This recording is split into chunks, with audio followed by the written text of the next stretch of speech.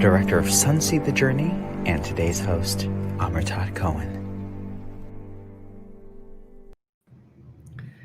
Hello, I'm Amritat Cohen, your host for this Wisdom Talk special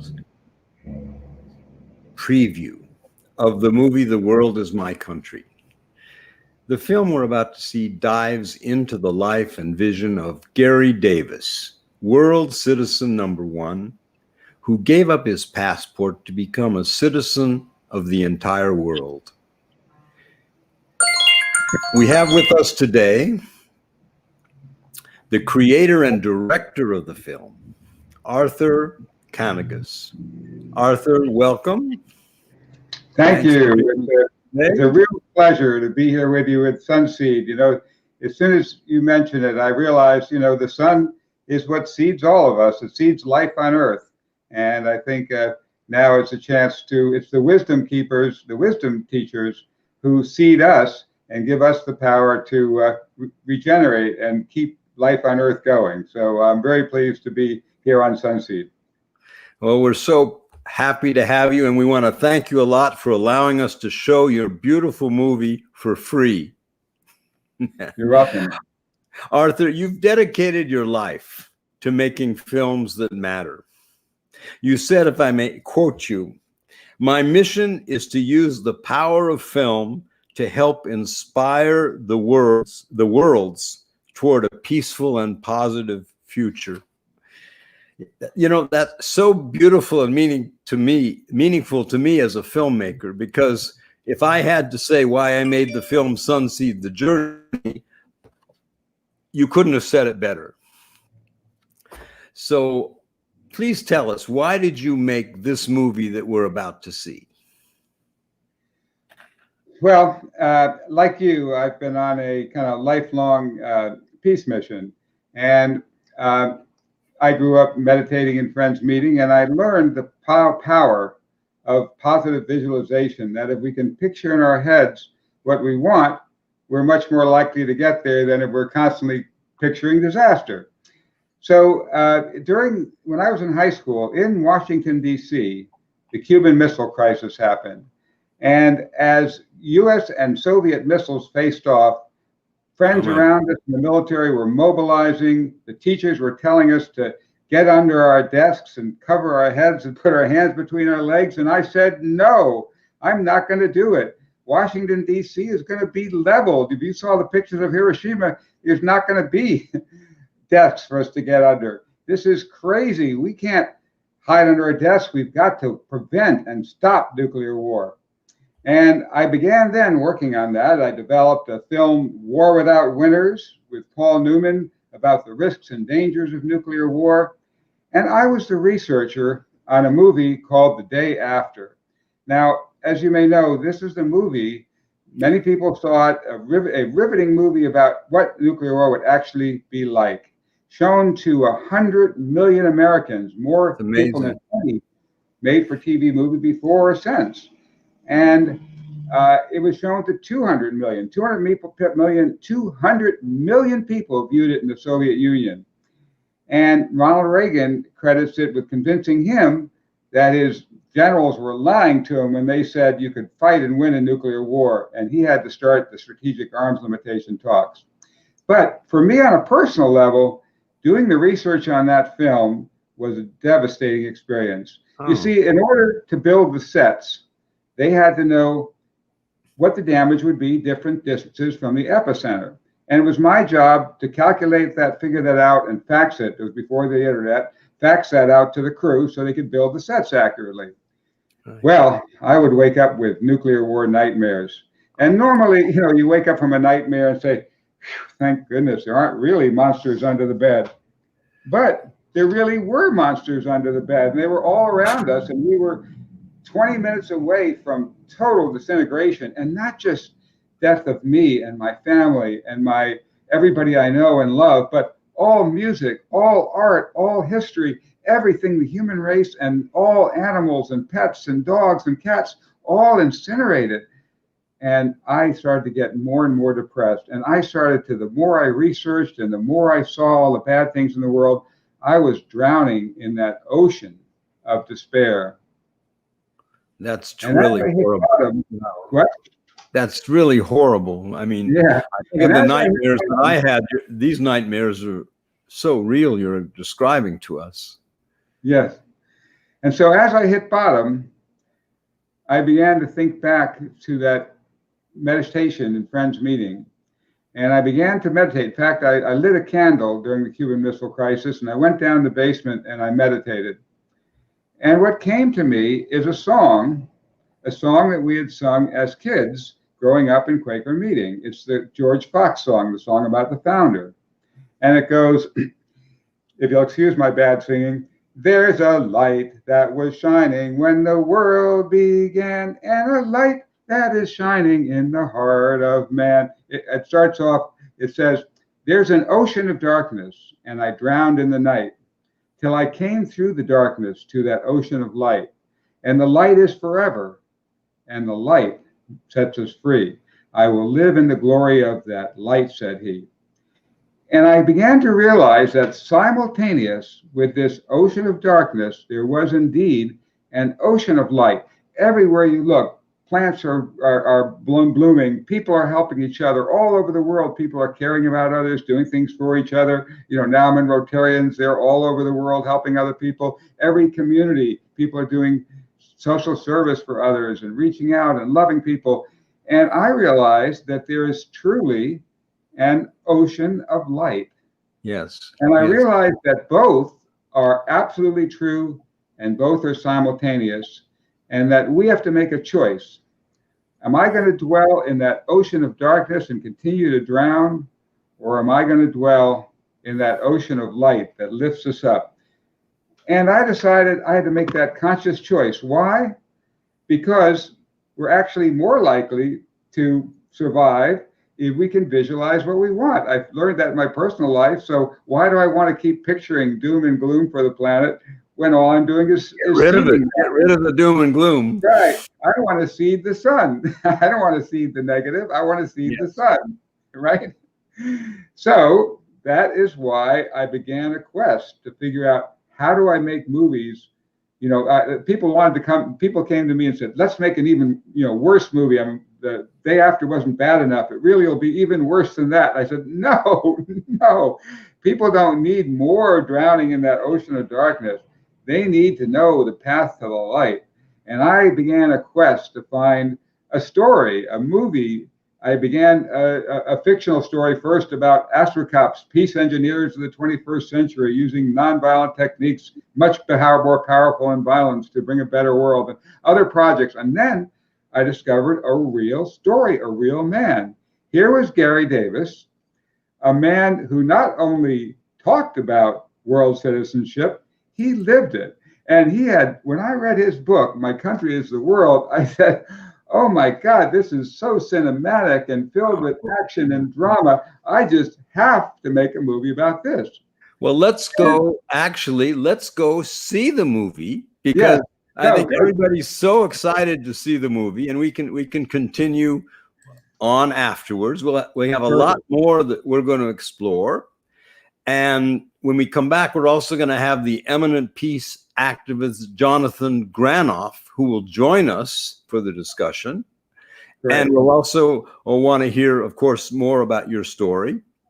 And the audience will have a chance to give us their questions. So if you're wanting to ask any questions, please just write it in the chat.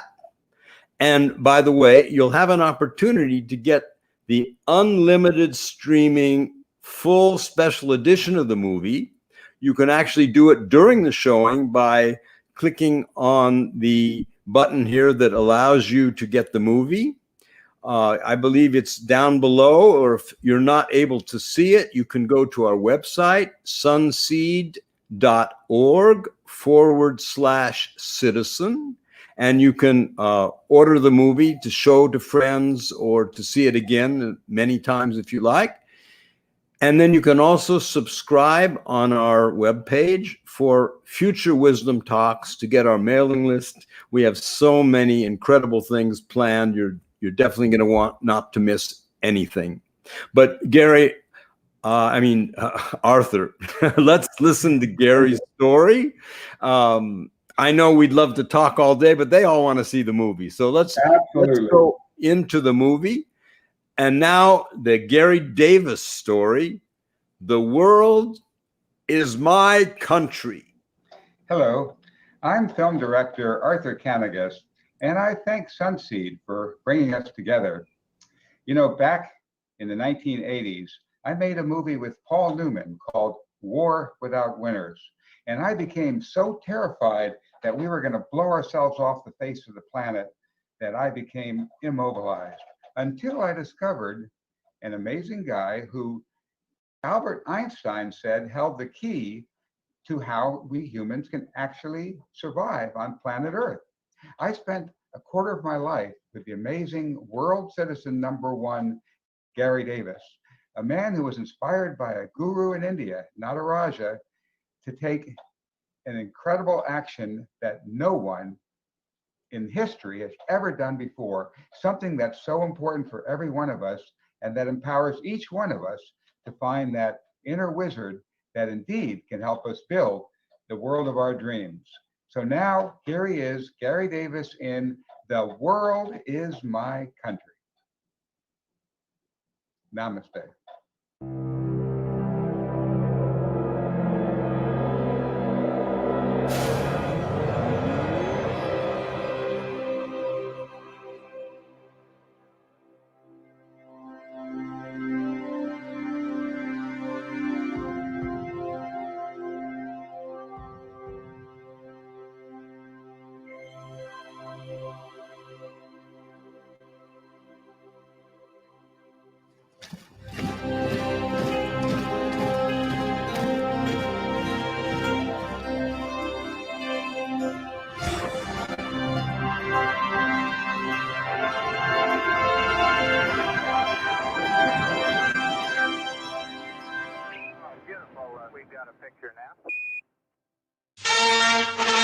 Here's Garry Davis. World citizen #1, Garry Davis gained fame, or notoriety anyway, in 1949. Garry Davis, le fondateur des Citoyens du Monde. Davis's One World movement sought to achieve world peace by eradicating global borders long before John Lennon sang, "Imagine there's no countries, it isn't hard to do, nothing to kill or die for."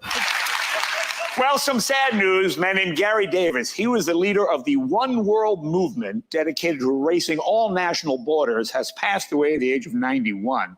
He wanted to do away with all borders between countries. And his campaign was mostly unsuccessful, except, of course, in the area between the United States and Mexico. Other than that, people like men and women who stand up to authority, you know. So he had a quick smile. He was a comedian. In a way, he knew how to enjoy things too. Fortunately, if he hadn't had a sense of humor, I guess he couldn't have stood it at all. So this is where we're going to do your show, Garry. Charlie Chaplin on the marquee. That's fantastic. We were brought up on Charlie Chaplin. He called himself a world citizen.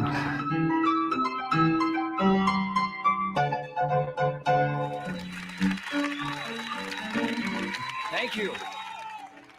You are about to hear from an everyday man with an extraordinary life story. A story that may well give us a roadmap to a better future. He was an actor, a song and dance man who leapt off the Broadway stage onto the world stage in 1948, taking on cops, border guards, armies, and whole nations, showing us that we don't have to be awed by their props of power and control. We don't have to accept a world ravaged by war and plunging towards environmental disaster. For 65 years, as a citizen of no nation, only the world, Garry Davis made his own props of freedom, demonstrating that we, the people, can tear down the walls of oppression and write our own story. We can build a world that is constructive for all and destructive to none. As Vermont author Abigail Stone put it, Garry Davis opens the doors of our personal jail cells, hands us the rusty old key, and says, "Don't forget to dance on the way out." So now here he is, the man Buckminster Fuller called the New World Man, Mr. Garry Davis.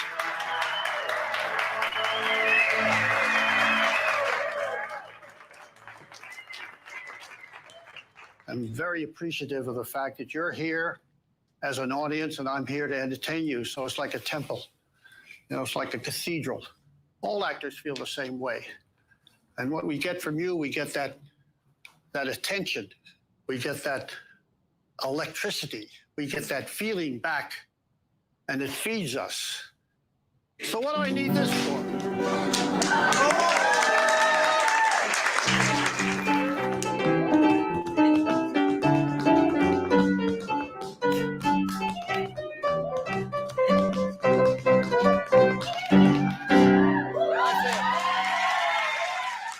My real dream was to star in a Broadway show. I dreamt about that from almost day one. And at 19, I got my big break. Well, break. I got in the chorus. I got in the chorus of Let's Face It, a big show on Broadway at 19 years old. Well, we were in Boston, and I went to the producer. I said, I'd like to understudy Danny Kaye. He said, nobody can do Danny Kaye. I said, well, it's just for the rehearsals. You know, the other understudy needs somebody to read the role. So he thought, and he said, okay. 2 years later, Danny gets laryngitis. So I'm down in the dressing room. Down comes the stage manager, and he says those magic words that every understudy wants to hear. He looks down at me and he says, you're on. First reaction, oh my God, I gotta wash my hair. So, sold out matinee. Here I am in front of an audience at the Imperial Theater in New York on Broadway. Well, but they want Danny Kaye. They don't want me. Can I really carry a Broadway show for 2 hours as the star? Well, here's one of the numbers. Oh, they passed a law. Oh, they passed a law. Oh, they passed a law. Down in Washington, D.C. Chorus behind me. Yes, Lord. Thank you, chorus. In a goldfish bowl, new and shiny, they went eeny, meeny, miny, and cried, hey, young pup, your number's up.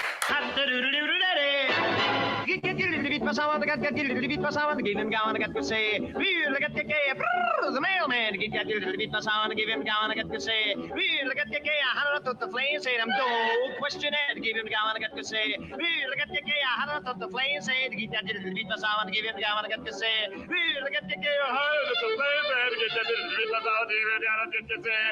look at the gay, the mailman, give him gown, I got to say, look at the gay, I had to the flame, say, I'm don't report to doctor, give him say, look at the gay, I had to the flame, say,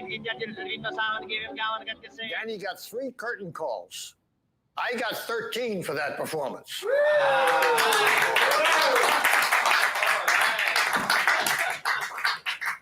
New York Times wrote an article, Columbia Screen Test afterwards. I was made by that one performance. December 7th, 1941. Kaboom. We interrupt this broadcast to bring you this important bulletin from the United Press. Flash, Washington. The White House announces Japanese attack on Pearl Harbor. I'm no longer an actor. I'm a draftee with enemies I never knew I had. I go from the Broadway theater to the European theater and into the 92nd Bomb Group. I wanted to fly, learn how to fly. So I said, well, if I have to go to war, the government's going to teach me to fly. My brother Buddy, he chooses the Navy. While I'm in training, this tin can destroyer is blown to bits at Salerno.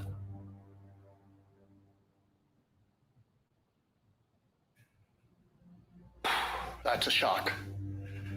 It's a shock I hope you never have. A member of your family gets killed in war. What's my reaction? I wanted revenge. I'm furious at the sailors who killed my brother.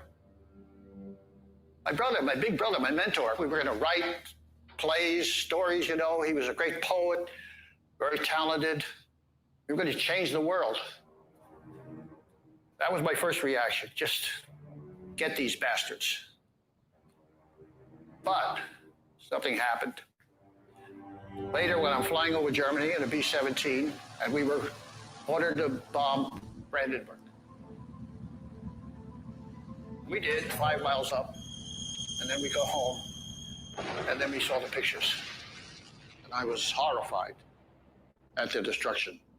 So my revenge has disappeared completely. I turned to shame.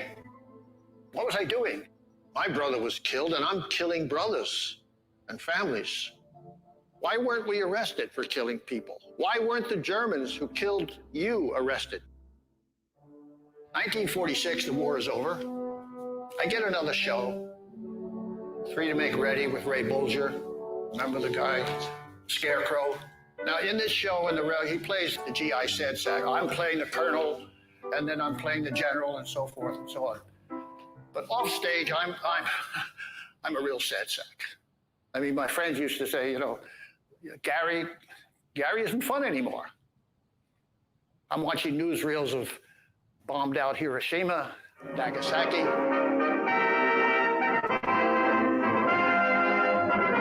Hiroshima, seen from the air after the atomic bomb blast that virtually erased this city of 340,000 people from the earth.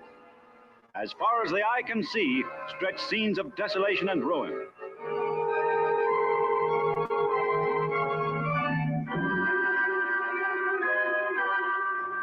A girl 10 years old who was 400 meters from the epicenter. 4 fingers of her left hand are about to fall off on account of severe burns. You know, that nuclear war, Einstein said war, we don't eliminate war, war's going to eliminate us. So I go on a quest to find out how to beat the most irrational enemy of all, war itself. I ask experts, I go to the libraries, I look for books. No one has a clue. I think to myself, is war inevitable? Then I read a book, incredible book, called The Anatomy of Peace. And it struck me like lightning that humans already have a system for eliminating war. It's too simple. Come on, Garry, you're kidding. No, inside countries with one government, we don't fight wars. How about civil wars? 2 governments, 2 sovereignties. But if everyone accepts one government, no war. I look around New York and I see, you know, ethnic groups all over the place, the same ones that were at war with each other in other countries. Here they're playing chess in Washington Square. Is it human nature to go to war? Why aren't they at war?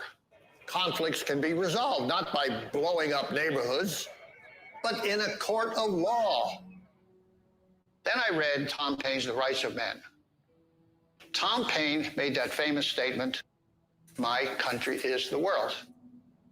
So if the world is our country, this is too simple, really. If the world is our country and we claim it, and we raise our allegiance to that level, to the top level,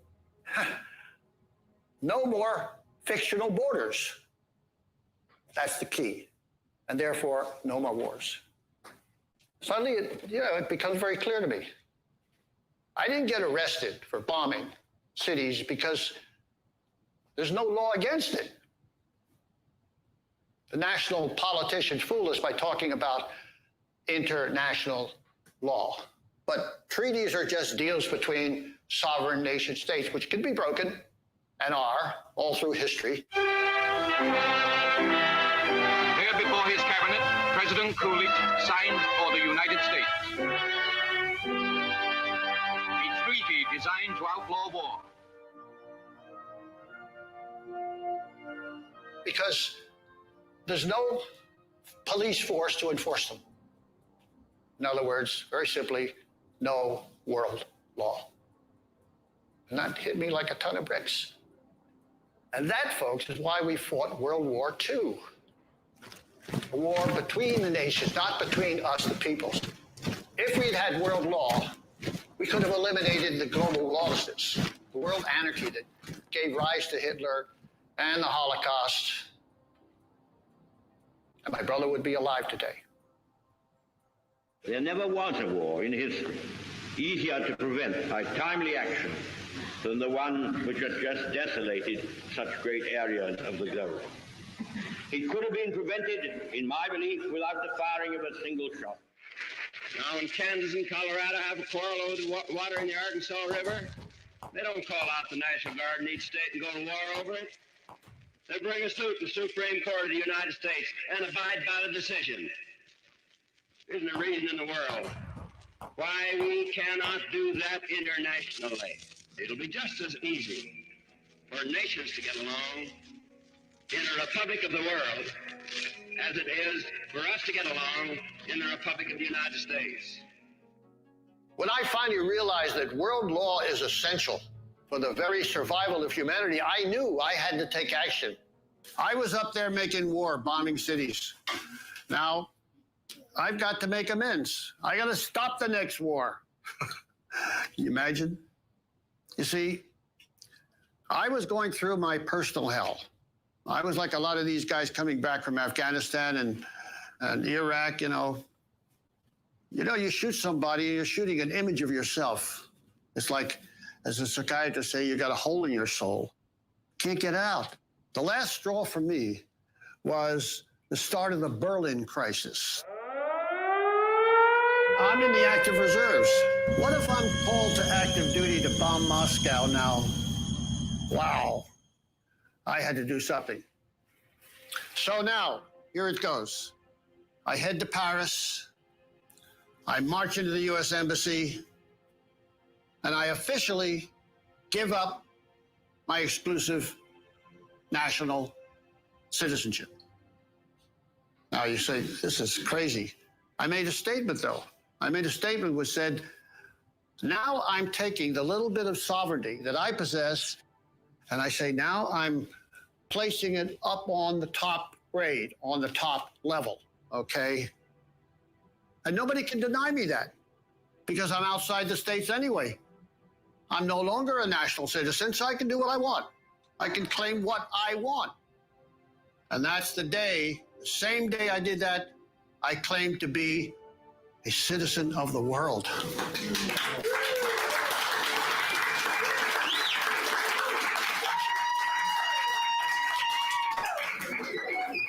I walk out of the embassy. Now I'm free of the war system, liberated from national boundaries, waltzing above the entire system of nations, energized by a vision of a world with no borders, no boundaries, no fear. A world in which we are one. And you know what? The world is already one. And world citizenship is not a new idea. Charlie Chaplin out there called himself a citizen of the world. Socrates, Martin Luther King, Gandhi, all the great gurus, masters, and sages call themselves citizens of the world. Unfortunately, not my own family. My sister Ginny in Philadelphia opens the Republican National Convention singing the Star-Spangled Banner.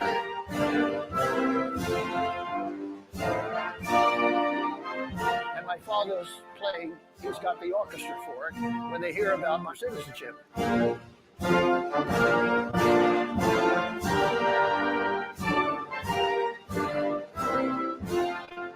Wow, what a shock. What a contrast in family, yeah? Now, the first thing the consul says, okay, Mr. Davis, now you've got something that belongs to us. I said, yeah, U.S. passport, thank you very much, give it back. So you take it back. Now you've got no documents. You walk out of that big door on the Champs-Élysées in Paris, and you've re-entered France without documents. This is the lot of millions of people. So what does France do? They say, get out. Get out because you're stateless, you ain't in our book. And if you don't get out, the pokey, go to jail. I said, fine, I'll go to Germany to help rebuild, what I destroyed. But I can't get a visa to Germany without a passport, the same thing. In fact, as a stateless person, no nation will admit me. So where's a world citizen to go? Where? Up to the moon? out into the ocean. There's no other place. So in that moment, something very interesting happens. France declares the Palais de Chaillot to be international territory for 3 months, for the United Nations to hold its General Assembly there. That was the only year that the UN was out of New York. They had nowhere to go because the building was not built on the East River, so they said, let's go to Paris. So I said, my God, here's a piece of world territory right in the middle of Paris. Beautiful, you know, makes my point. So I go to the press the night before, September 10th, make a statement, give it to the AP, the wire services, Reuters, and so forth and so on. Take my pack on my back, go to the Place Trocadero. On midnight, I leave France by going to the territory of the Palais de Chaillot. And I unroll my sleeping bag and go to sleep. Hey, lovely. I'm out of France. Next morning, about 6 a.m., nudge, nudge, nudge. Monsieur, you cannot stay here. It's against the law. And I wake up and out there is against the law for me. I show this gendarme what they call a refus de séjour. They're refusing to let me stay. He looks at it and says, but you must be out of France by September 11th. I said, that's right. And I'm out of France. Did you know that France ceded this territory to the United Nations? He said, no, but you're in Paris. I said, yeah, Paris, but it's not French anymore. It's not France. And I said, if you take me away, if you bring me back to France, you'll be importing an alien, and you can get arrested for that. He really backs off. He needs some orders now. And then the press arrived, and it became a circus. And that made a clamor all over the world, because Europe was still in ruins, and people were so fed up with war. And then I said, well, now that I've got the attention of the United Nations, I'm claiming to be their first citizen. The only guy that they could get to, the press, was the Soviet Undersecretary General. And this statement was very interesting. Davis is a world baby. States may join, but diapered citizens niet. Anyway, the story went out. Crowds started to gather around me. I had students, I had housewives, I had businessmen. I remember Garry very well. He was ex-soldier in American, and he wanted to try to impose the new idea of citizen of the world. And we were, Marshall and I, very, very interested by that. And we stayed with him. We became friends. People wanted peace, and this seemed to be a breakthrough for them. They didn't know why, but at least one guy had broken through and was talking to the UN directly, and they couldn't get rid of him. It was a modern David and Goliath kind of one man against the Goliath. I held the ground there in this hectic time for 6 days and nights.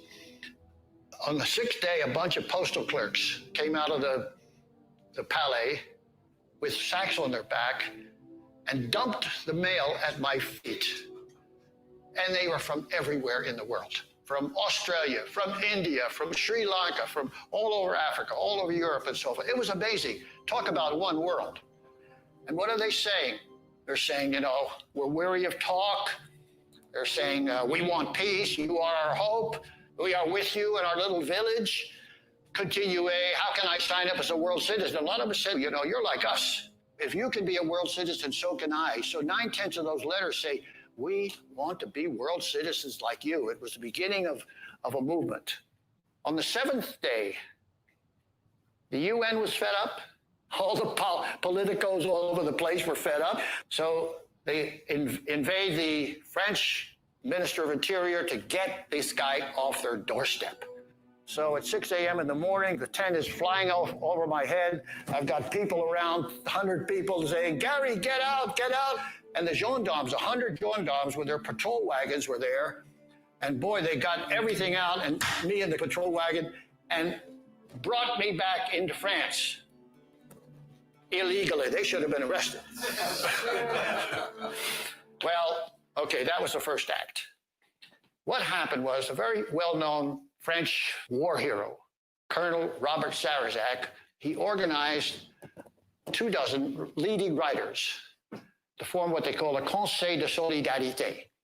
Very famous writers, such as Jean-Paul Sartre, and Albert Camus, André Breton, Simone de Beauvoir, and Raymond Queneau, and many others came with us. And little by little, we created a real movement. Well, with so many wanted to be world citizens, what we did is we opened a registry. The little hotel I stayed in, which is called, ironically, the Hotel des États-Unis, Hotel of the United States, but we took over the whole hotel. The first floor was reception, the second floor was registration, the third floor was media, the fourth floor was Peuple du Monde, which was our newspaper, and the fifth floor was me. Now, in 2 years, we had registered 750,000 people from all over the world. Hey, 700, this is more people than a lot of smaller nations, right? So this was the beginning of a new constituency of citizenry on a global level, something extraordinarily historic and extraordinarily important. Now, since the UN Charter mentions human rights 8 times, they had to define them. So they appointed Eleanor Roosevelt, who was the U.S. delegate to the United Nations, as the chairperson of this Human Rights Committee. But the Soviet bloc said, human rights, no, it's an invasion of our sovereignty. We agree with economic rights, but not human rights. So Eleanor Roosevelt had meetings after meetings after meetings, and my council decided we have to plot a very great big act of political theater. One day, I remember that very well, in front of that theater with Breton, Camus, many others, and I decided to play a little comedy. And we arrived in the theater, where maybe 20, 25 friends, and it was, I remember very well, during the Soviet representative who delivered a speech. But the Cold War is right there in that room, nations squabbling like little kids back and forth. The chair rules the remarks just heard entirely out of order. So what I did was I got up before anybody could stop me. There were balcony railings there. I leaped over the balcony railings out to the front where everybody could see me, and I shouted, I interrupt. I interrupt. I interrupt to make a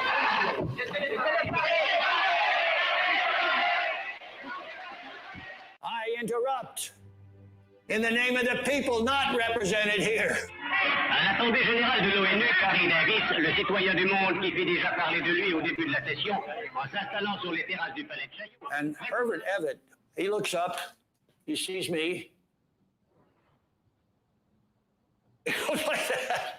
Somebody from the people had the floor given by the President of the United Nations. Well, I started. The nations you represent divide us and lead us to the abyss of total war. What we need is one government for one world. And if you won't do it, step aside. And a People's World Assembly will arise from our own ranks to do it, because we can be served by nothing less. Well, I was hustled out, and opposite Sarrazac is giving the speech, the same speech, but in French.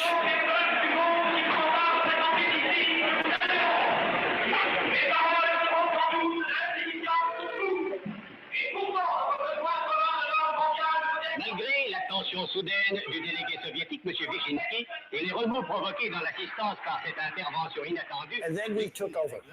We had so many people wanting to speak in that balcony, you know, that we interrupted that session for a full hour.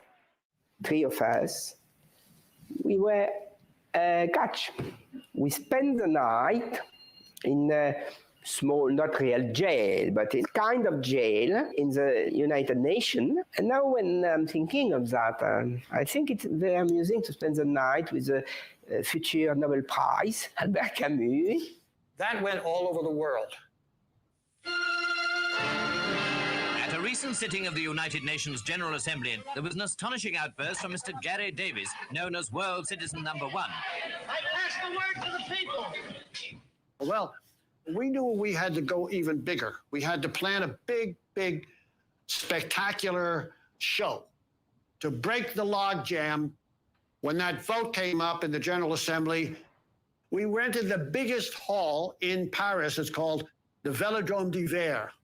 And we rented it on the 3rd of December to hold the meeting on the 9th of December, an impossible task to fill that hall in 5 days. And they put me in a little room, and I was doing my speech, trying to learn it, and the other speakers went up to the platform. Now, when I went on, I was brought up to this huge amphitheater, and I was absolutely stunned by the number of people there. It was 20,000 people. Life magazine did a big spread on this. Then a chant started, slowly building. Garry Davis, Garry. I mean, I'm used to applause, but this was a shockwave of sound. And you know, my eyes get wide and my hands wide in the air like this, clenched. I was taken in, I was taken in by this incredible thrust of power. I began to lose myself, this kind of mass reaction.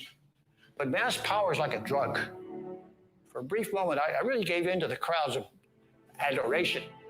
Then, you draw back, fearful of what the very thing we're rebelling against, giving power to one person, is happening. So, I was terrified. And then speaker after speaker, and everybody was restive. Everybody wanted to hear what the president of the United Nations said about making peace. Well, finally it came. And here's one of the things he said. He said, as for me, I would be in full agreement with the ultimate goal of world federation and of world citizenship. The hall erupts in cheers. Then the letter continues. The United Nations organization has not received the general power or the prerogative to make peace. Indeed, the charter itself stipulated that the great powers would make peace, and in the primary function of the United Nations would be to maintain international peace once this has been made. To the public, this was sheer gobbledygook. Who the hell can make peace then if the United Nations can't make peace and admits it? Who is to make peace? The nations can't make peace, they make war. Well, finally the crowd reacts in fury.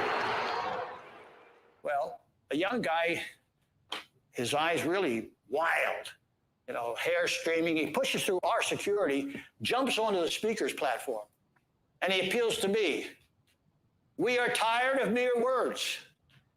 You're a man of action. Lead us. We will follow you. Tell us what to do. Young people, and everybody, hey, applause. Hey, I didn't know how to answer that.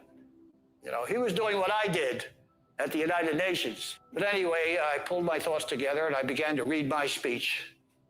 And it was totally inadequate. Totally inadequate. The microphones pick up my words, hurls them out full blown, from enormous speakers.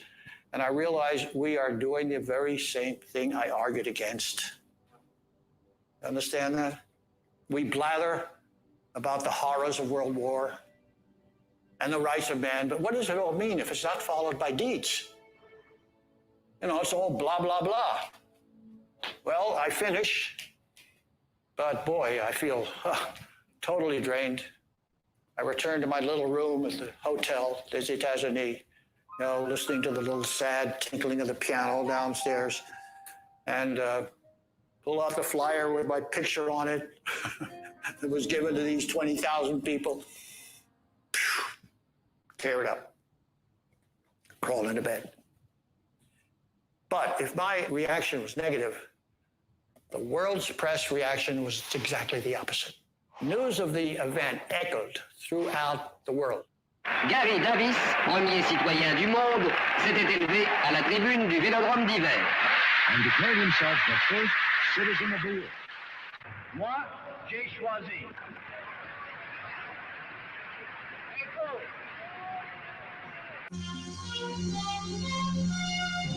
In Paris, followers of the American Garry Davis, who called himself World Citizen #1, have been demonstrating outside the Chamber of Deputies. It was a sit-down demonstration in favor of world citizenship and other abstract ideas.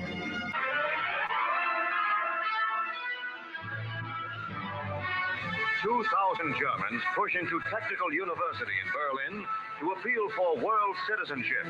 These Germans, whose country has twice in a generation suffered defeat in aggressive wars, are the latest to join the world citizenship movement, started by a young American, Garry Davis. Weltbürger auch in Deutschland. Auf den Registrierstellen herrscht Hochbetrieb. Insbesondere im Deutschen Zentralbüro in Hannover drängen sich Menschen aller Bevölkerungsschichten, Berufe und Altersklassen zur Eintragung. Oberstes Ziel der von Garry Davis, dem Weltbürger Nummer 1, in Paris ins Leben gerufenen Bewegung ist, eine Gemeinschaft friedens- und freiheitsliebender Menschen aller Länder und Erdteile zu schaffen. Now, here it comes. The day after our rally, which was 9th of December, the 10th of December, the vote. The vote on human rights. And you know what it was? It was unanimous because the Soviet bloc abstained. We'll never know why. But the Soviet bloc for 3 years had been saying, we're going to vote no. But the 9th of December, we took over. We, the people, the world citizens of the world said, wait a minute, we need our human rights. We need law, world law, backing human rights. We reached the stage, gentlemen, in which by an enormous vote and without any direct opposition, this assembly has adopted this very important declaration. Eleanor Roosevelt was very, very, very, very happy. She was so elated because now the Declaration of Human Rights was proclaimed as universal.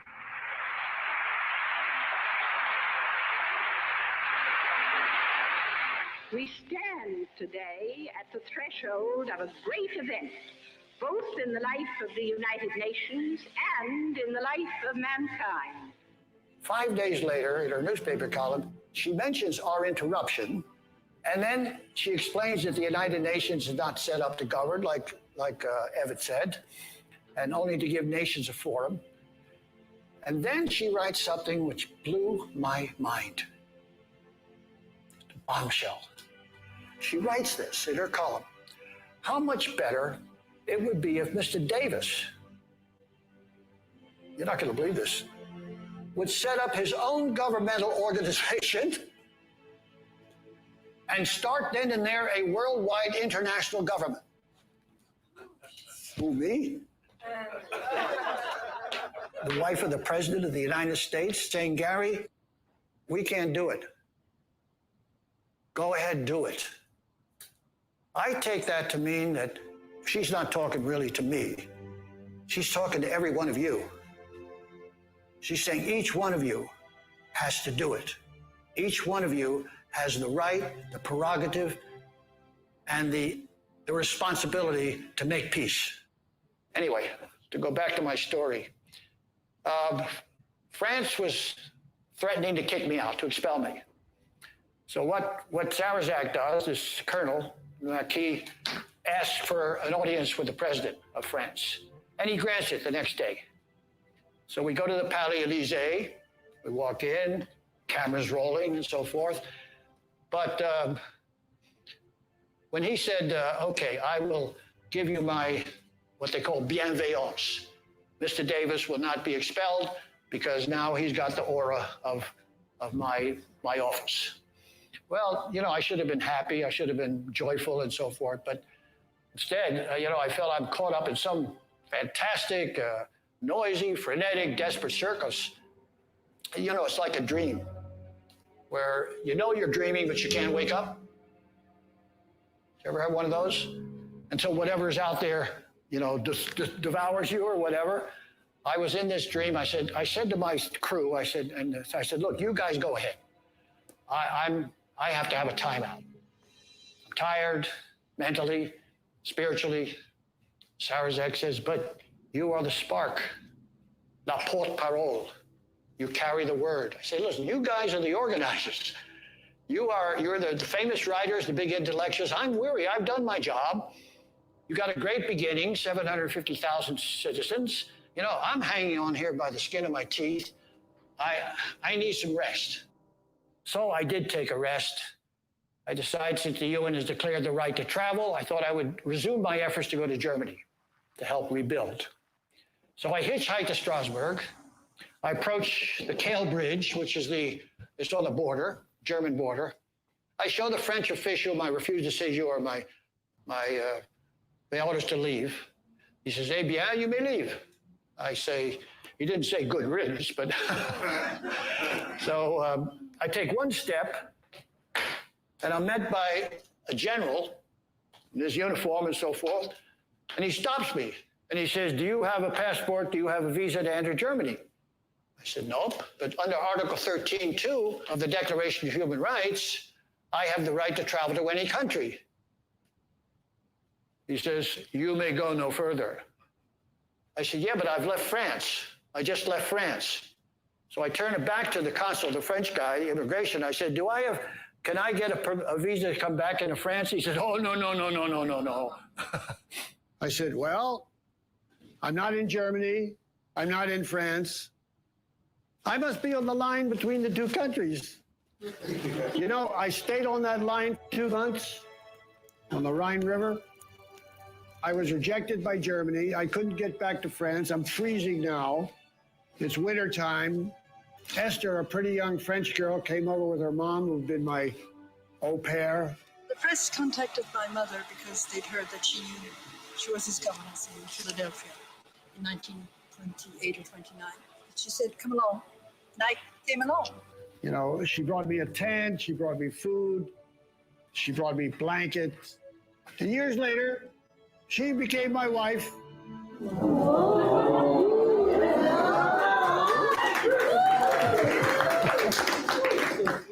We lived in Strasbourg and we raised 3 kids together.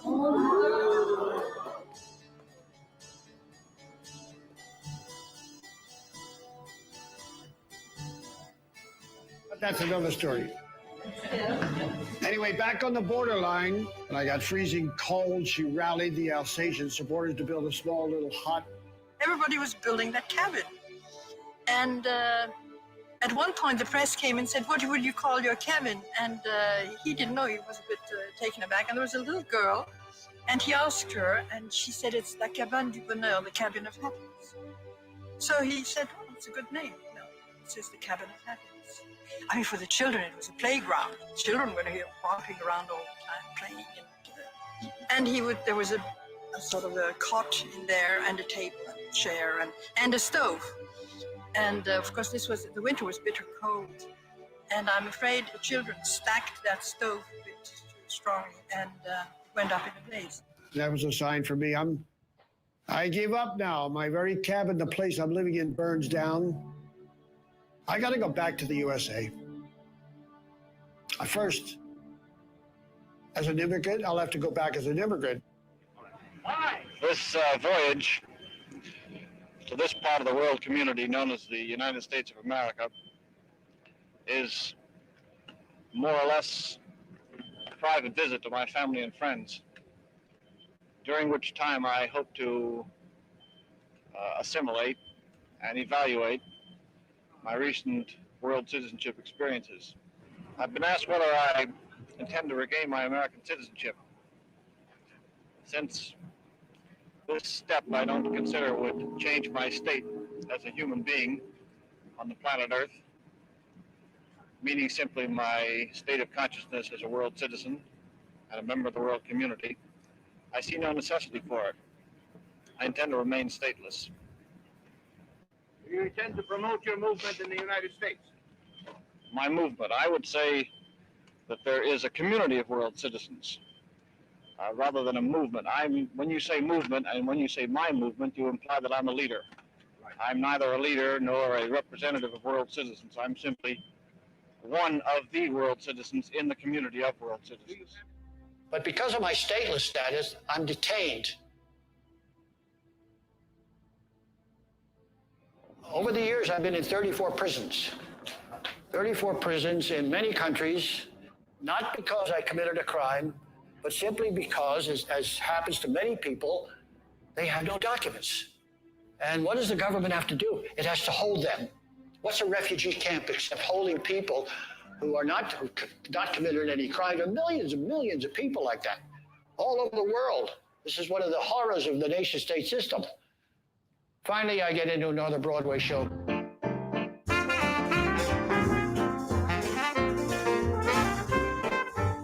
My heart is not in it. Sadly, I give up Broadway. For me, it's the dark night of my soul. Finally, I get a job in a small machine shop in New Jersey. Harry Jacobson was, a very rough-hewn Viking of a man. Teaches me how to grind metal. And of all things, he also teaches me an ancient wisdom science known as the Brahma Vidya. Harry, this master grinder in the machine shop, was a guru because he studied with an East Indian guru, not a Raja. While I was learning how to grind metal, we had long talks about wisdom itself. It gives you a peace of mind. All the stupid things go out of your mind. Your mind is just almost becomes blank. That sounds bad, but a higher level of rationality or reason or wisdom has now an opening to come in. You get a burst of serenity from the energy from the universe. So what happened? I regained my mission.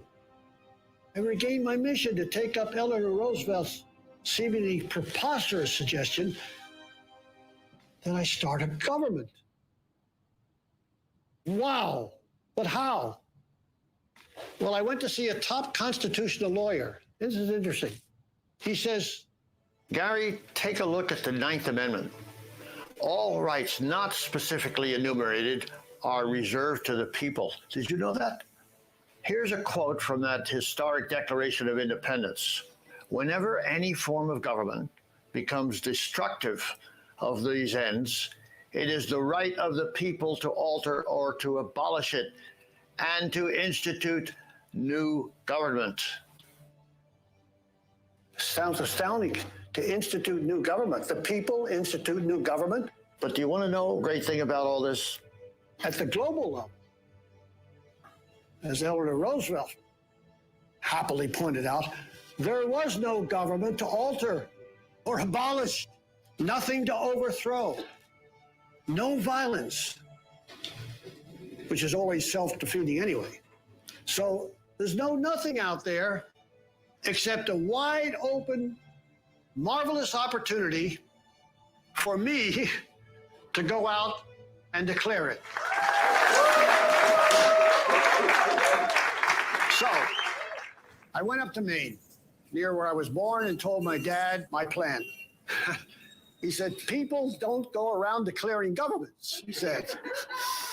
Craziest nonsense I ever heard of. And in Maine, too. Why, they'll laugh you off the platform, that is, if anybody shows up.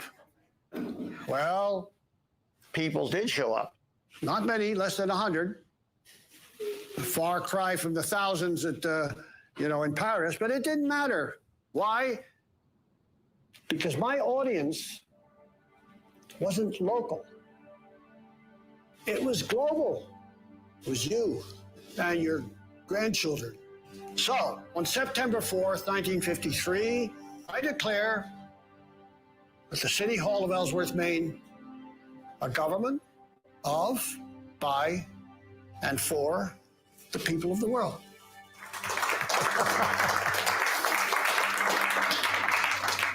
You say this is crazy, but I did it. So then I went down to set up the administrative agency of the government, which is now called the World Service Authority.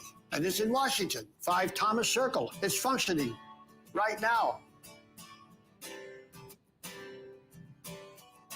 This is the international exit visa. Yeah. This is based upon Article 13, Section 2 of the Universal Declaration of Human Rights. This doesn't mean that all governments are going to recognize this. This gives us a tool to claim our right.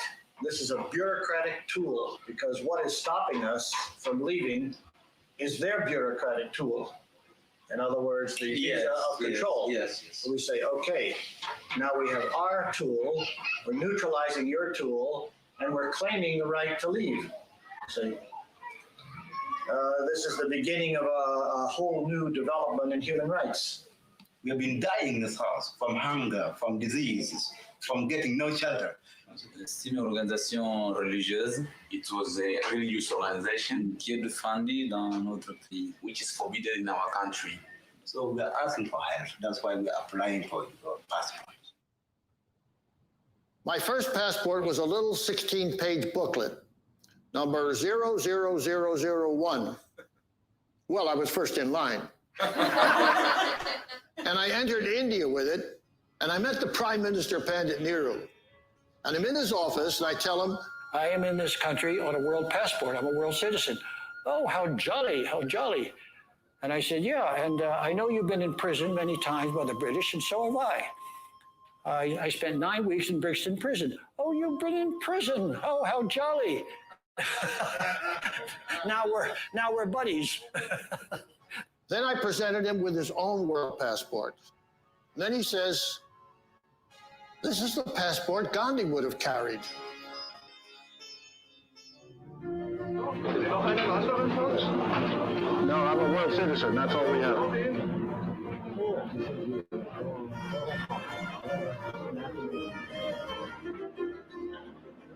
Thank you.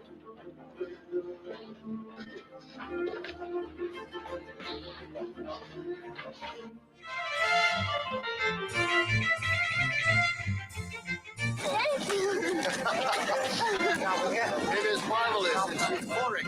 It's euphoric to be standing on the top of the Berlin Wall. The wall which separated humans for 40 years, and now people are climbing up on this side and jumping down on this side. It's unreal.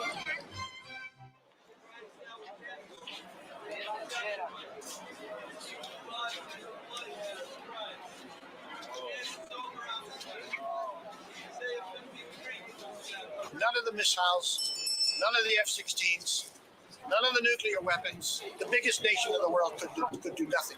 The very government which is in power is helpless, is impotent to protect me. It's because the world community is lawless that we have something called terrorism. Lawlessness breeds terrorism, and terrorism thrives on lawlessness. But you can't fight lawlessness with lawlessness. You can't go to war against war. We have to get over this we and they type thinking. We Americans and they Palestinians, and we Jews and they Christians, and we Indians and they Pakistanis. That's all finished. And that's what this means today. That's what I think when I look at this. And now we have to come and create the conditions which allow us and the rest of the people of the world to have peace. Patriotism, yes, patriotism, fine, but a world patriotism. The world's got to be protected. The world's at stake. See, these people were murdered. If there was a law against killing people, which there is on every level except the global, then it's a crime. Then you go to court. Everyone has the right everywhere to recognition as a person before the law. That implies world law. Mind-boggling. Now, does world government scare you? Oh, well, it does me.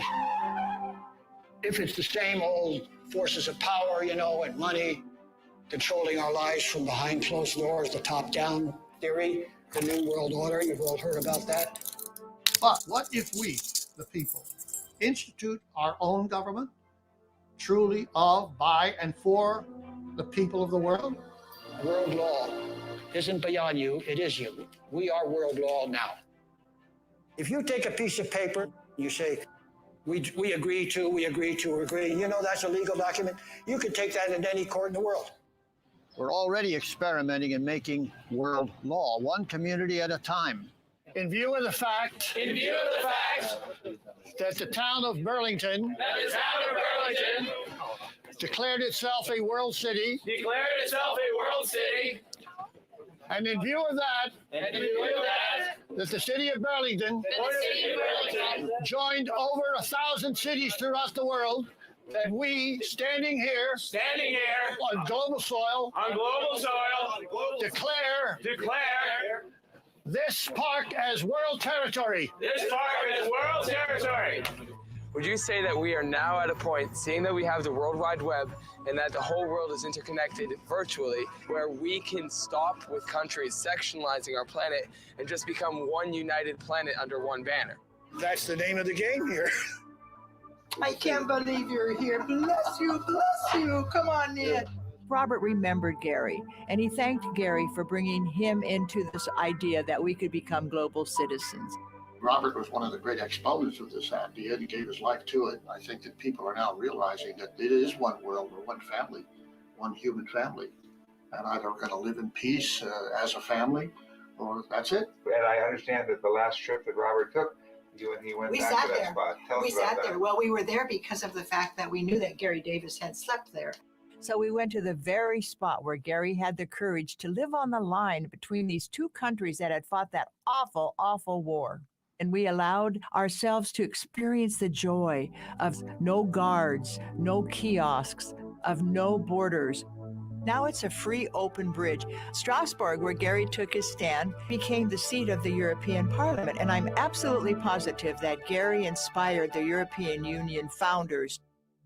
And the European Union succeeded in stopping wars between its members. What Garry said worked. Law stopped war, but it didn't go global. There's no world law against war, so wars still rage. And as you see the floods of refugees coming in and these little children being led off the boat, this is a very sad time. You know, the solution isn't to go backwards and to build more walls. It's as Garry said, think outside the box to invent new solutions.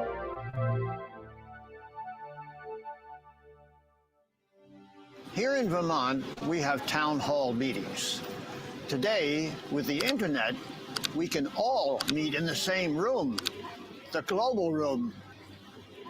We don't have to give our power away to representatives who become magnets for special interest money. We don't have to be imprisoned by the inventions of the 1700s. We don't need a middleman. What if we invent a governing system in which each of us can participate? Not mob rule, but true collaboration. What if we invent world money? Why not? We humans are an incredibly ingenious species. Why squander our genius on inventing smart bombs to do ourselves in? Why not use our great ingenuity to invent SmartGov, a way we can all interactively and intelligently and heartfully govern our communities, our regions, and our world.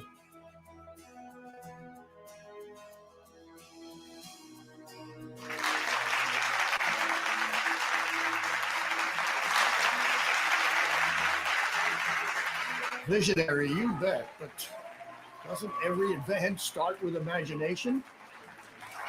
When we catch the vision of a people-powered planet, then, in this era of instant communication, we'll be able to evolve the tools and the platforms we need to bring the highest and best wisdom of each individual to the task of governing planet Earth. Once we tap into the sovereignty of the whole, we can unleash the genius of humanity. End war, end oppression, solve global warming. Global warming is at the forefront of a lot of people's minds, and change of weather that we've been having, the weather patterns, the flooding, hurricanes. Obviously, human beings have had a devastating impact on our planet. It seems now more so than ever we're at a real tipping point. I'd like to ask Leo particularly. There's an old movie cliche, you know, the planet is in peril, and it's the 11th hour, and things look really dark, and at the last minute, our hero swoops in and saves the day, saves the world. Who's the hero? Who's going to save us? I think there's got to be millions of heroes. That's my answer to that. This is a gigantic worldwide movement that needs to cross cultural boundaries, religious boundaries. It needs to unify all of us. And I think how can you argue with wanting cleaner air, cleaner water? You know, these are fundamental human rights issues at the end of the day, and that's why it is such a universal issue and a movement that we all, should be a part of. Everything has to come from the will of the people. So it requires you to ID yourself as a world citizen. You don't have to give up your local citizenship. You don't have to give up your national citizenship. You just have to add the top layer. When each one of you does it tonight, in this group here, this small group, you're making peace between yourselves. You're saying, I'm peaceful to you, I'm peaceful to you. It's a contract we're making. That could happen overnight. No more war. God, no more war. What a historic sentence that would be. Because it doesn't take a lot of people. It takes people who exercise their sovereignty on that level. I am not a politician, I'm an actor. But to me, hey, we're on stage. All of us. Everybody here is on stage. And the stage is global. Hey, it's our world, folks. And we human beings can do anything we set our minds to. So say it with me. I am a world citizen, and my country is the world. I am a world citizen, and my country is the world.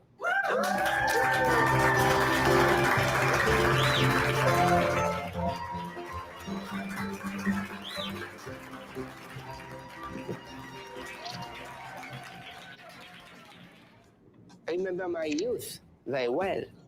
I think the Garry's project and Garry's idea are more chance today.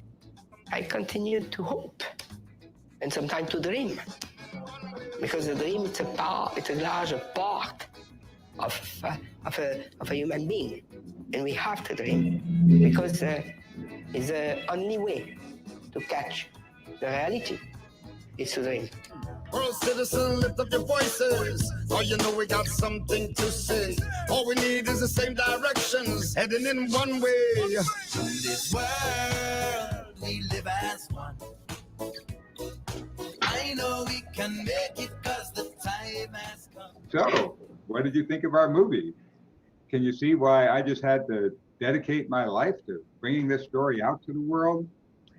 If you think that the story of world citizen number 1, Garry Davis, is an important story for the world right now, let us know at worldcitizen1.com. That's a little shortcut that'll take you to our survey where you can give us your opinions and feelings about the film. We really want to know those. And that's what energizes us as filmmakers. We need to know your thoughts. But we'll also let you know about 2 special opportunities coming right up.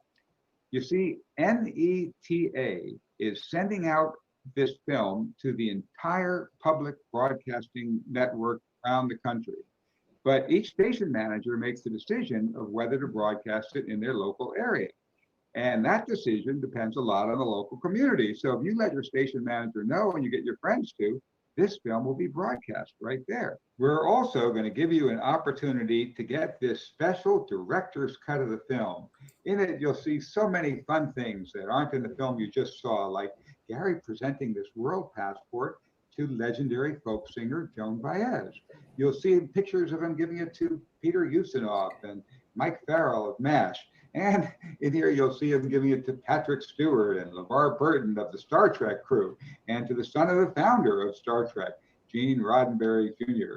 Nobel Prize winners and presidents like Václav Havel, the first president of the Czech Republic, who once he broke away from the Soviets, used this as his only passport, as did President Landsbergis, who was so glad to have it because it was the passport that he used when he no longer want to travel with a Soviet passport. He just declared independence.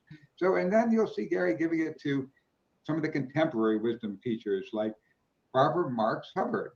You'll see pictured Deepak Chopra holding up his world passport and relishing it, and Gene Houston and Michael Beckwith and even George Clooney. So you're going to see those good times, but you're also going to see some very harsh times, like the stateless refugees and the ways this has been such an important human rights document for them. And then you'll see some of the failures, like when Mos Def tried to travel with it from South Africa and was detained. It's not hard. It's not easy to travel with it anymore. But you'll also see some really joyous things, like Garry dancing with Liquid Blue to the song Earth Passport. So get this special edition. Join us with, you'll see the people all over the world celebrating our being citizens of this one planet. And we'll also let you know how you can be part of our people-powered planet, where we begin to come together every week to actually build that world we choose. So thank you for joining us. And in closing, I just want to say that just as Dorothy in The Wizard of Oz thought she had to beg and plead the mighty wizard to save her, all she had to do was click her heels and realize the power was within her. And Garry gives us that click in our heads to realizing that we don't have to beg and plead government leaders to make peace. We, the people, are the ones who can build the people-powered planet. So thank you for joining us, and have a wonderful life. Namaste.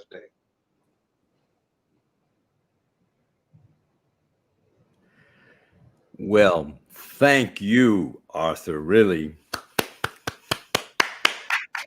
You're welcome. Great filmmaking, and my goodness, so thought-provoking. And it's not easy for a filmmaker to tell another filmmaker it's great filmmaking, as you know. Thank you. I'm honored. As some people might have joined us later, so I just want to introduce you again. This is Arthur Kanagas. He's the director and creator of the movie The World Is My Country, which we just saw. I'm Amartat Kohn, director of the movie SunSeed The Journey. And I now want to introduce our third honored guest, Jonathan Granoff. Jonathan, are you here with us? Whoa! I hope so. Hey. Yeah, there you are. I see you. Good to see you. Jonathan Granoff is a renowned lawyer, as well as a lifelong student of the Sufi path. Among his achievements, he's president of the Global Security Institute, a nonprofit organization dedicated to eliminating all nuclear weapons, a board member of the Jane Goodall Institute, and was nominated in 2014 for the Nobel Peace Prize. And a wonderful human being, by the way. And also, I'm a filmmaker too, you know. You didn't know that. I received the silver medal from the New York International Film and Video, the Documentary Film Festival, for a documentary that I made called The Constitution, the Document That Gave Birth to a Nation. And similarly, the reason I did it was that I wanted to inform the youth of America, because it was used to, in high school, when we used to teach civics, that a government for and by the people is a living government. It is not something that is imposed on us. It is something that we have to create with every generation. Absolutely, especially now. Right now, well, the last election, we had 90 million people sat out. And a lot of those people are people, the kind of people that care about spiritual awakening, health, food, environmental responsibility, global citizenship, who really felt there was a corruption in our political system, a corruption that created a moral equivalency of all political candidates in the political process. And that's just not true. That's not true. I mean, right now, it's so clear. No, we're not going to find the kind of visionary, principled, deep wisdom that's exemplified by Garry Davis of the unity of the human family. But we will find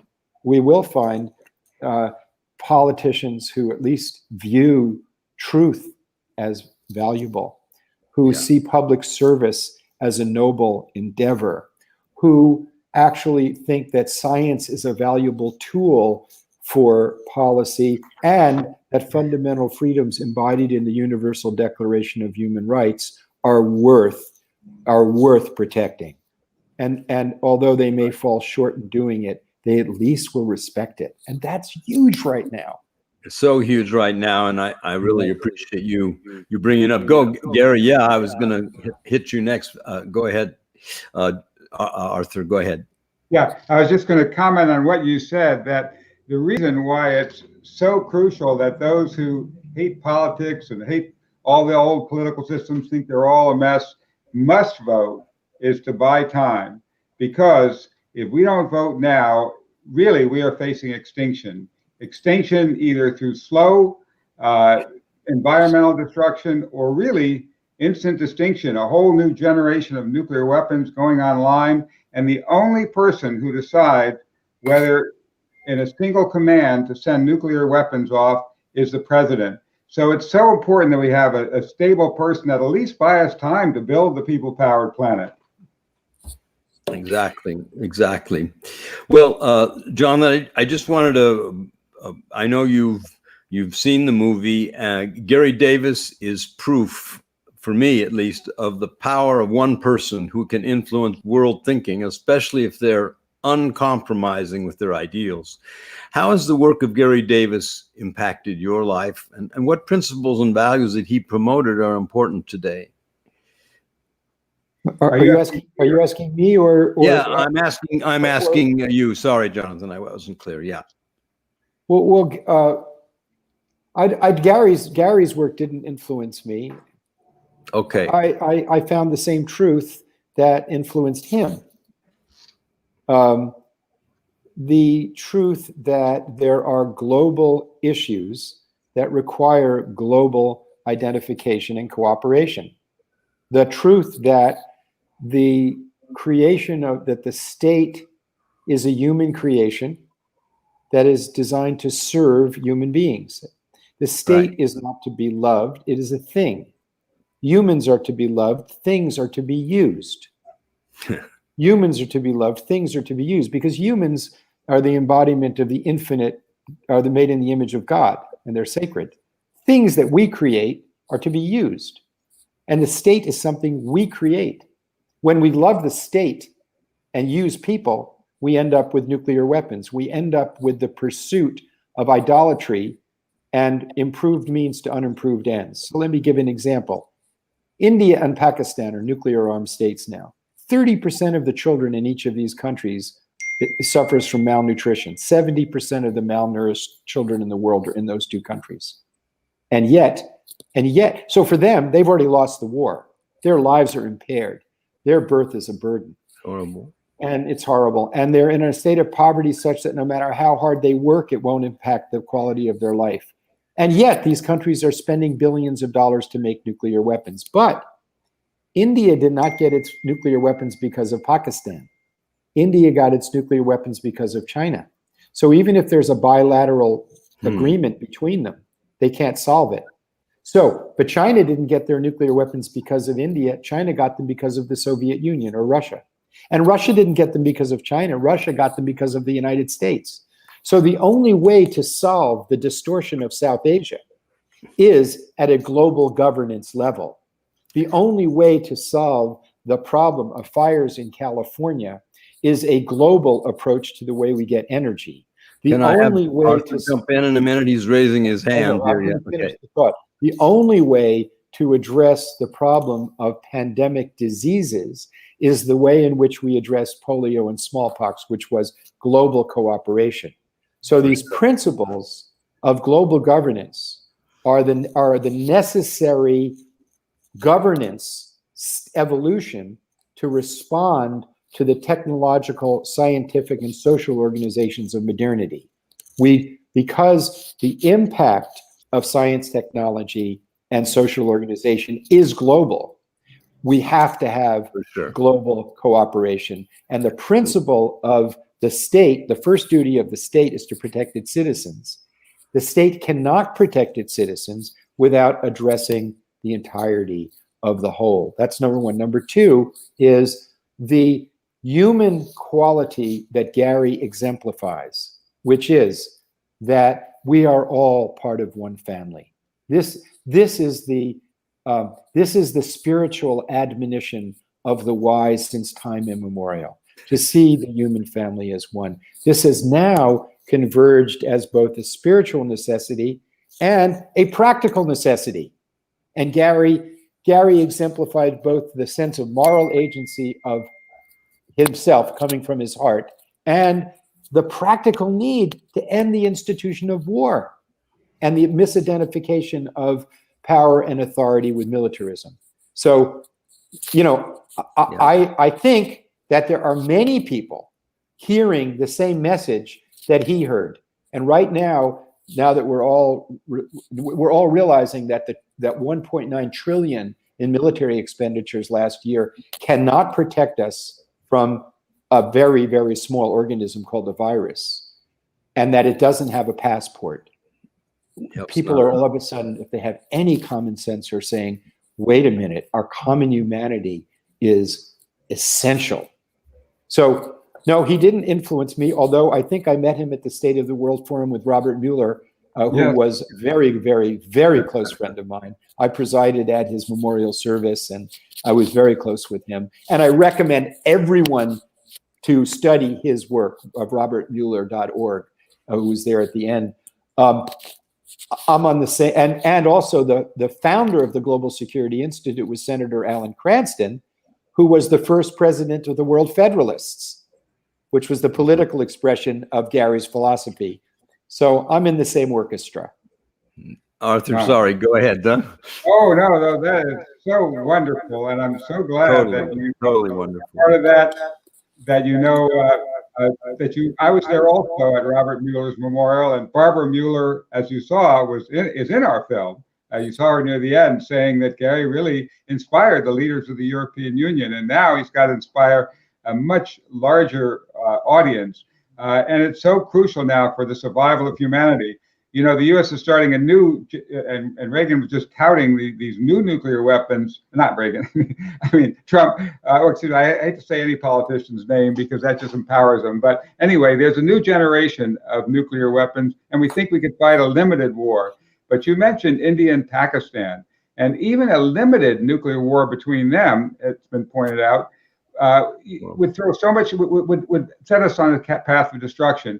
The crater that wiped out the dinosaurs was only about 10 miles in diameter. And how many dinosaurs can you kill in 10 mile diameter? But it threw so much dust and pollution in the air that it blanketed like the environment, like we're doing now, wiped out the sun, poisoned off the plants and the dinosaurs. So we can't afford, we're just so lucky we've made it 75 years since the bomb. And our only hope now is to do just what you said, is to move toward a way to do global governance, but not from the top down oppressing people, and not win-lose democracy where, you know, we have mob rule, but something like what Garry was talking about of inventing new systems with our apps and iPods and so on, where we build a new kind of democratic system from the bottom up, from we the people. We have to connect together, people. That's the hope of our planet.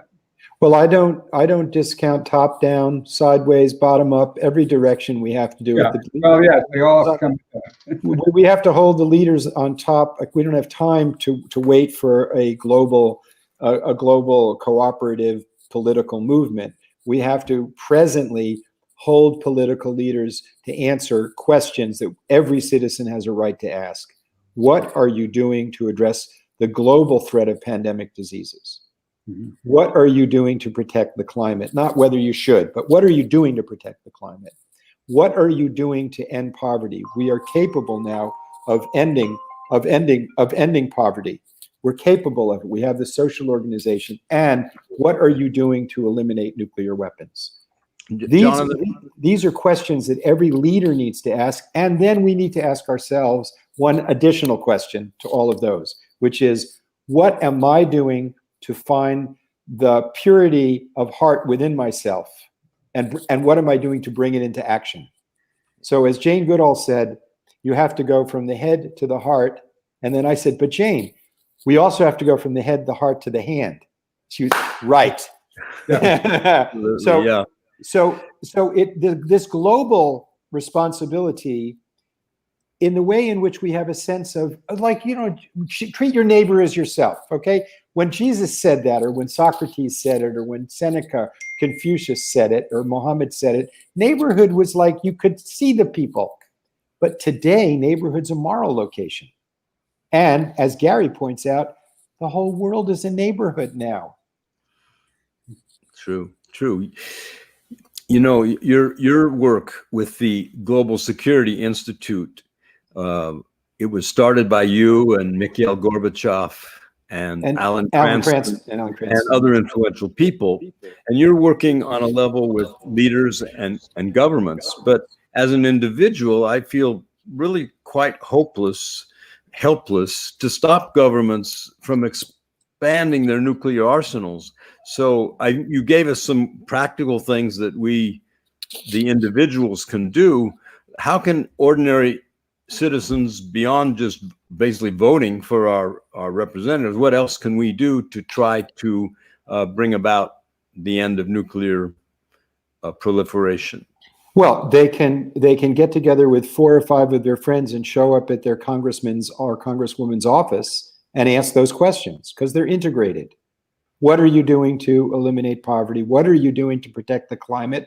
What are you doing to get rid of nuclear weapons? They don't have to have the answer. That's for people like myself, for international lawyers and wonks, because that's the how.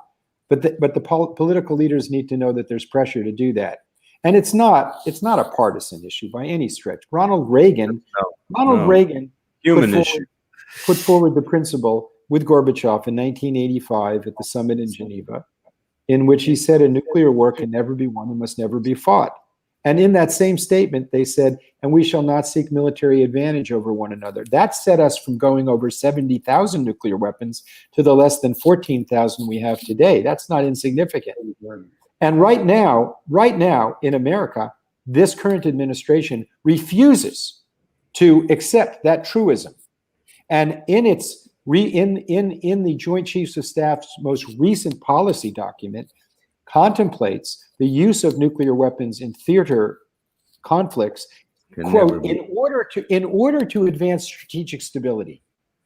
This is so off the charts crazy that you can't discuss it in any logical sense. And what's worse, I was one of the founders of the Bipartisan Security Group, which was Republican and Democrat retired very senior diplomats. And we used to be able to work in the Senate and the Congress in educating staffers about the treaties. There are 15 arms control treaties, and they're really an integrated web that has constrained. It could be much worse. That has been very effective. But today, the Republicans, or the so-called Republicans, are not like a political party. They're like a cult of a lunatic, of a person who's out of control, and they don't care, and they are ignorant. The level of ignorance is mind-boggling, truly. Let me give an example. When was the last time you saw the United States permanent representative to the United Nations educate the American people about what our position is in the United Nations? I would venture to say that 90% of the people watching this don't even know the name of our current representative, Nikki Haley's successor. What was her qualification? Her husband was a coal magnate who gave Trump $1 million for whatever he uses his money for. That's just not acceptable. Not acceptable at all. But let me just tell you, Jonathan, I'm so moved by your great work.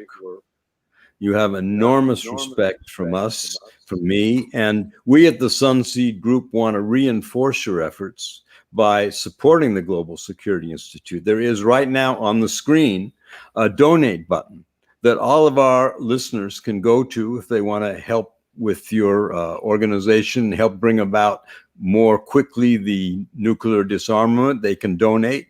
If they don't do it on the screen here, they can go to our website, which is sunseed.org/citizen. And there's a link there to donate to the Global Security Institute, or to become a global citizen. They can actually pick up a register to become a global citizen with the passport. And Arthur, I want to talk to you about that a little bit, because one of Garry's great accomplishments was the creation of this world passport.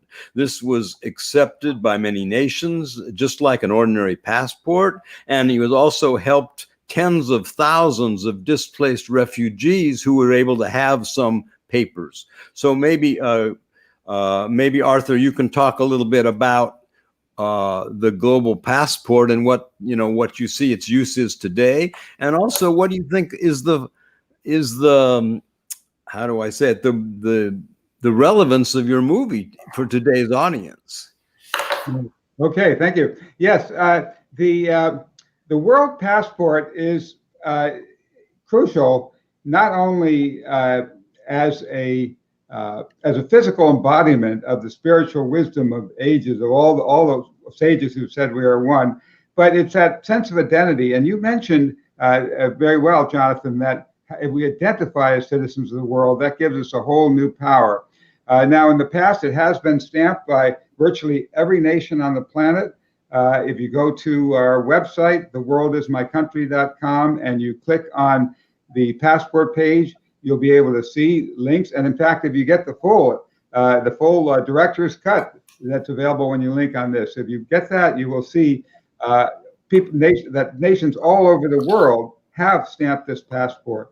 But now it's getting much more difficult to travel in the current era, but it's still key as a connection, key as identity, and also there are other reasons. Once you click on that button to go and order your world passport, you'll also see, for example, the world birth certificate. Well, in the movie, you saw that in Germany, people were lining up to get world passports in Garry's era. And then you saw that couple with their little baby so proudly having their baby's world birth certificate. What a great gift for your grandkids to get them all world birth certificates. And you can go right online there and get that and other world documents. So, when we make that click in our thinking from national thinking to being world citizens, suddenly we have so much more power. I mean, what do citizens do? Citizens create governance wherever they are. If they're in a little town, an island, somewhere else, they get together and create governance. Otherwise, they're going to tear each other apart and disappear. So if we are world citizens, then we can build that governance. And Jonathan was so right that it has to be both top down, bottom up, all of those things. And, the vast supermajority of nations have passed a nuclear ban. It's just about to become world law because of international law, because the final number of nations have ratified it. But then how do we enforce it? And I think there is really a key, we'll talk about that a little more later, to how we, the citizens, can help the nations of the world enforce such a nuclear ban. I want to I want to disagree with you. The Prohibition Treaty does not make nuclear weapons illegal. Customary international law makes nuclear weapons illegal. Right. The obligation to get rid of them is an existing legal obligation under the Nuclear Non-Proliferation Treaty, which 191 countries have signed. The International Court of Justice has unanimously ruled that there is a legal obligation to negotiate the elimination of the weapons. The treaty does not make them illegal, because if you say that, then those who don't join the treaty are exempt from that legal requirement. And I will not accept that analysis. The weapons are illegal because they do not discriminate between civilians and combatants, because they do not protect the interests of neutral third parties, because they inflict irreversible environmental damage, and because they inflict suffering far beyond any necessary military objective. So they're already illegal under international humanitarian law. And the Human Rights Commission of the UN this past year, to its credit, has said they violate human rights law already, today. So we don't have to wait for the ban treaty to make them illegal. The ban treaty, to some extent, is a valuable tool to highlight how horrible they are and to challenge the legitimacy of the weapons. But they, from my point of view, they are already illegal. Now, you're absolutely right. They are. So that distinction is, I think that distinction is important. But it's not. But what's important for citizens is to demand of their political leaders on a moral basis that Definitely, yes. That we cannot live in a situation where, as Ronald Reagan said, 6 minutes to decide from a blip on a computer screen whether to end the future of humanity is insane. Ronald Reagan was a passionate. If you go to thenuclearprayer.org, you will see former Secretary of Defense William Perry, former Secretary of State Republican George Shultz, myself, and several ambassadors doing the nuclear prayer to get rid of nuclear weapons. Good. I never realized, I thought maybe Reagan was, I didn't know, but now I'm all of a sudden working with George Shultz, the Republican Secretary of State, who is a man of common sense and decency, who's realized the decent and right thing to do is to work to get rid of them. But the point of understanding the heart identification, that the people of Chad, Angola, Brazil, China are part of our neighborhood in today's world. In the publicity for today's event at the Global Security Institute newsletter, I linked to Victor Hugo, who, the great, who wrote Les Mis, right? Exactly. The great visionary French novelist he's the level of Charles Dickens to English. He gave a speech in 1851 talking about the following. He said, "A day will come when it will be as inconceivable from Lyon and Paris fighting as Paris and Berlin fighting. But between the time where that has now become inconceivable, that Paris and Berlin would fight, we had 2 world wars where Paris and Berlin did fight." Yeah. But his vision has now become the European Union. And from that, he made the point that we could have a global insight in global cooperation. But it took 2 world wars and the decimation of so much of Europe to come to that conclusion. We can't afford to try and pick up the ashes from another war. We have to get ahead of the curve now. This is what Albert Einstein said. Actually, he said, and he actually was very supportive of Garry. I know I don't have the exact quote. Probably Arthur, you do, but Albert Einstein said that a new type of thinking is essential if mankind is to survive. The atom bomb has altered profoundly the nature of the world. A world state is necessary for survival. Past thinking and methods do not prevent world wars. Future thinking must prevent wars. And Arthur, you brought this to my attention. So how did Garry epitomize the future thinking that Einstein's talking about? And then Jonathan, maybe you can comment about how you feel or what's the next step for this future thinking. Well, at Arthur? the time of Garry's events that you saw in the movie, one newspaper column wrote that Garry was 50 years ahead of his time. Well, it's now been 70 years, and I think it's time for that kind of thinking. And I think he did epitomize that future thinking. And it's the essential thinking if we're going to survive. So I think it's key to work at all levels. We'd love to have our film shown in the UN, the European Union, and other places. It is going to be going out to the PBS network, and we want you to help join us in asking for your station manager to run it in your region, because each station manager makes the decision of what they pull down off the NETA feed. But if you click below on the link, it'll take you to the oneworldcitizen.com, where you can fill out our survey.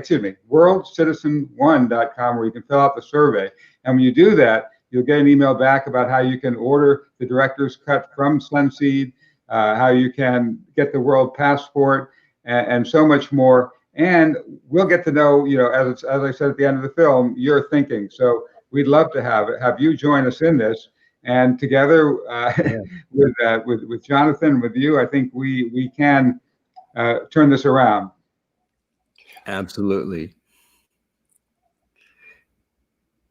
So, Jonathan, do you have comments about what this future thinking would be for today? Well, first, I don't think that it's future thinking. I think it is truth that has been truth from the beginning. That there's two icons of the modern age. One is the mushroom cloud. That if my grandfather saw it, he would have thought of mushroom and barley soup. It didn't have the iconic impact that it has to us. And the other, of course, is the picture of the planet Earth from outer space, which, he would have thought that was a marble or something. But it's as Senator Alan Cranston said, there may be life other places in this infinite universe. There may be. But we know that there's life here, but more importantly, there's love here. And if you have any sense of love, of the real love, the kind of love that feels the suffering of others as part of your own, the kind of love that sees the wonder of the gift of life, that it's not you, that it's universal, that the gift of life is universal. If you have any common sense and understand that every breath that we have is shared with the phytoplankton of the oceans, that our third lung is the ocean, that we are the 50 to 70% of our oxygen comes from the ocean, and we're all sharing this. Any sense of going common down sense, every day. Actually, that any common sense, any sense of love, any sense of reason, you will dedicate some portion of your life to your responsibility to those whom you love, which should be in this day and age, as Jesus said, love God with all your heart, all your soul, and all your might. And like unto that, love your neighbor as yourself. And neighborhood today is a moral location. It's global. My wife and I 2 summers ago were part of an expedition that went to Greenland. I was part of an interfaith initiative that I'm very much part of. And the indigenous people in it believe that the natural world is part of the divine body. I don't. I think God's formless, but they see God in the form of nature. But to honor that, we went there and observed. I observed. I'm a witness. I saw the billions of gallons of pure water that was under the ice for millions of years, flowing into the oceans. I saw hunks of ice the size of buildings crashing into these rivers. And the Eskimo elder who hosted us, Agangak is his name, uncle, said, take this message. My brothers and sisters from the South, you've developed a technology melting the ice cap. Please develop a technology to melt your hearts. And we went from there to Assisi, where we had an interfaith service with swamis and imams and rabbis at the shrine of St. Francis and priests, because St. Francis is a disciple of St. Francis. Pope Francis likes St. Francis, so it's okay. We had an interfaith service at the shrine there. And so I'm thinking, did St. Francis, did he understand global citizenship? Did he understand the universality of the human family? Not only that, he went so far as to see the web of all living systems, of all creatures as part of the web of the human life. So the idea that we are part of the web of life of humanity and the larger web of life, this isn't new. This is something that all human beings who've looked deeply into the mystery of this journey of life have said, oh my God, we're part of the whole. And my choice is to bring love into this wholeness, bring love into my life, or to be asleep. And it really is, and you see what this, it's got to be love. It's got to be love. And this one, and so this one guy makes, you can see in the film, it's not stated, but you can certainly feel it. He was not motivated by arrogance or ego or selfish interest. He was motivated by a purity of caring for us, for you and I. And that caring is what makes the journey of life rich. Nothing else brings peace. No, there's no other way to the light of the soul other than bringing love and justice and compassion into our hearts and into our hands. It's just how it is. Amen, brother. Really. Well, that's what this movie, this movie touches the heart. Thank you for doing this movie. I mean, it touches the heart. Totally. And the thing is, he's not, look, I did a book with Mikhail Gorbachev and Alan Cranston. It's called The Sovereignty Revolution. It's an essay mainly, it's Stanford University Press publishes it. I recommend it to everybody. It's mainly an essay by Senator Cranston with commentary by Mikhail Gorbachev, Jane Goodall, and myself. So I just sent it to my team this week, by the way. Yeah, it's a serious, analytic, thing. I teach international law sometimes, but those are the tools that people like myself have to advocate. But who are we representing? Who gets the story out? It's people like you, who tell the story from the heart. And the story from the heart is really the key to the whole thing. And we've got to get the people who are sitting on the sidelines to really say, wait a minute, I can't sit out now. I've got to come out of the closet. Where are the people? Everyone's come out of the closet. Where are the people who really believe in loving kindness and compassion? They've got to come out of the closet. Well, they've got to vote. I mean, there's nothing more important right now. But the bankers, the doctors, the lawyers, the school teachers who actually believe in these qualities, yes, have got to say, yeah, I really do imagine a world without borders. I really do love. I really do have love, and I'm not ashamed of it. I'm not embarrassed to do it. I really think that that's our message on the other side of COVID.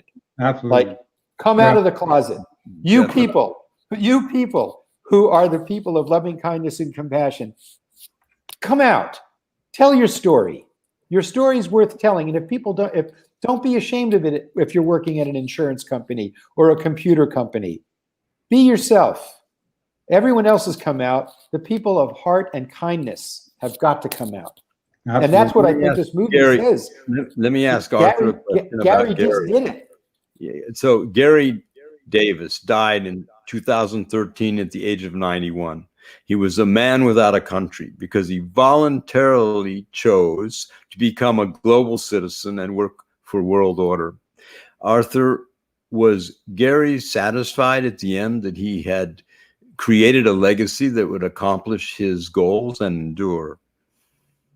Well, when I first met Garry, he was extremely frustrated because he felt like no one was really hearing him or his message. And he was so thrilled that we started working on this film. And he did get to see the first rough cut.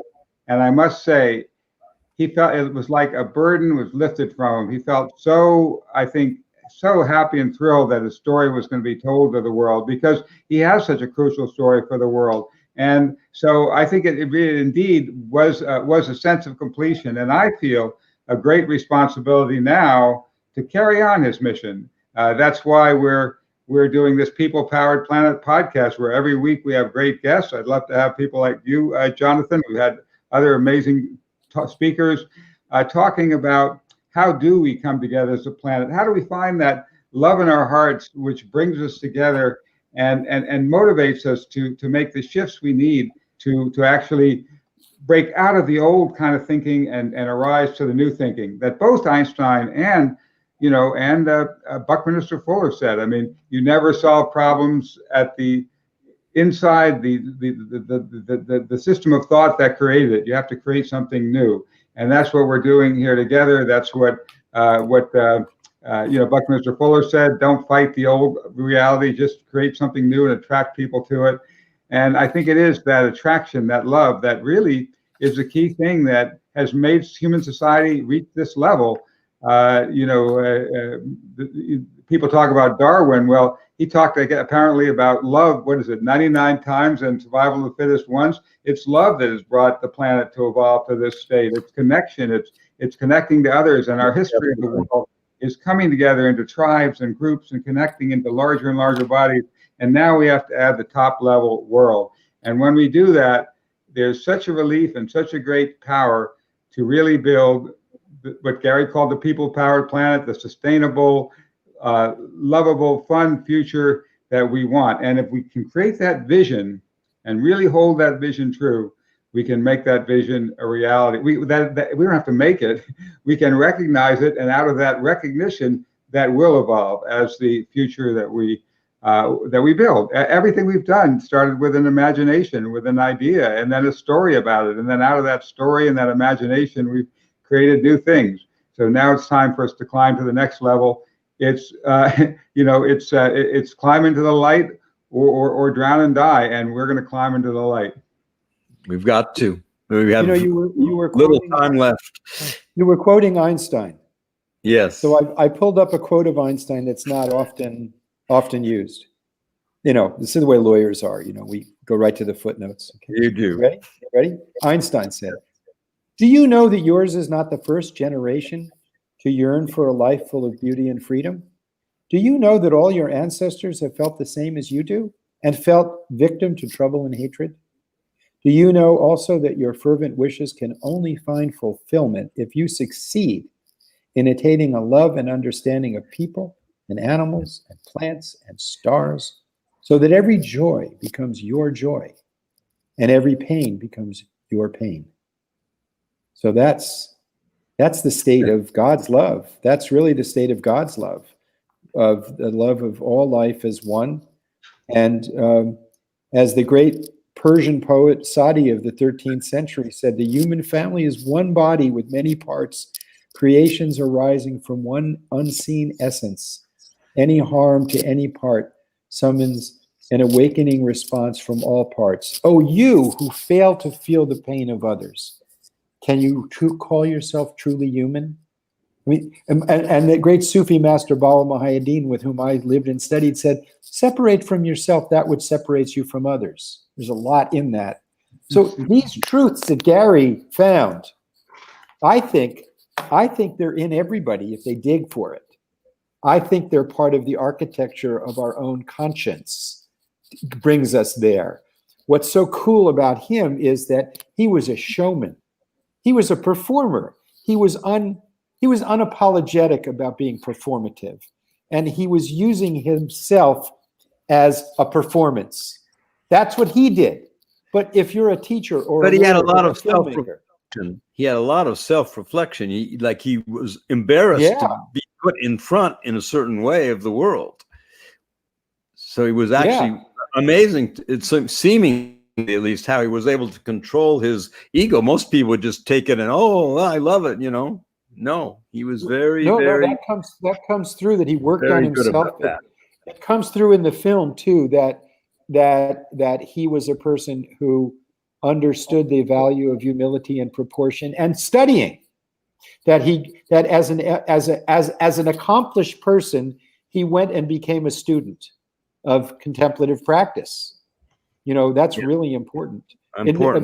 That's really important is because it's in that silence, in the solitude of silence and openness, in which we can really hear the divine within ourselves.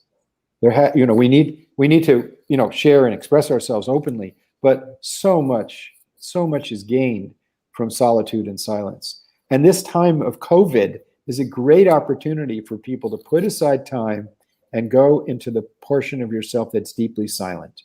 And then if you hit the taproot, I promise you will find a way to use the tools that you have, whether you're a filmmaker or an entrepreneur or a lawyer or a doctor or a parent or a friend.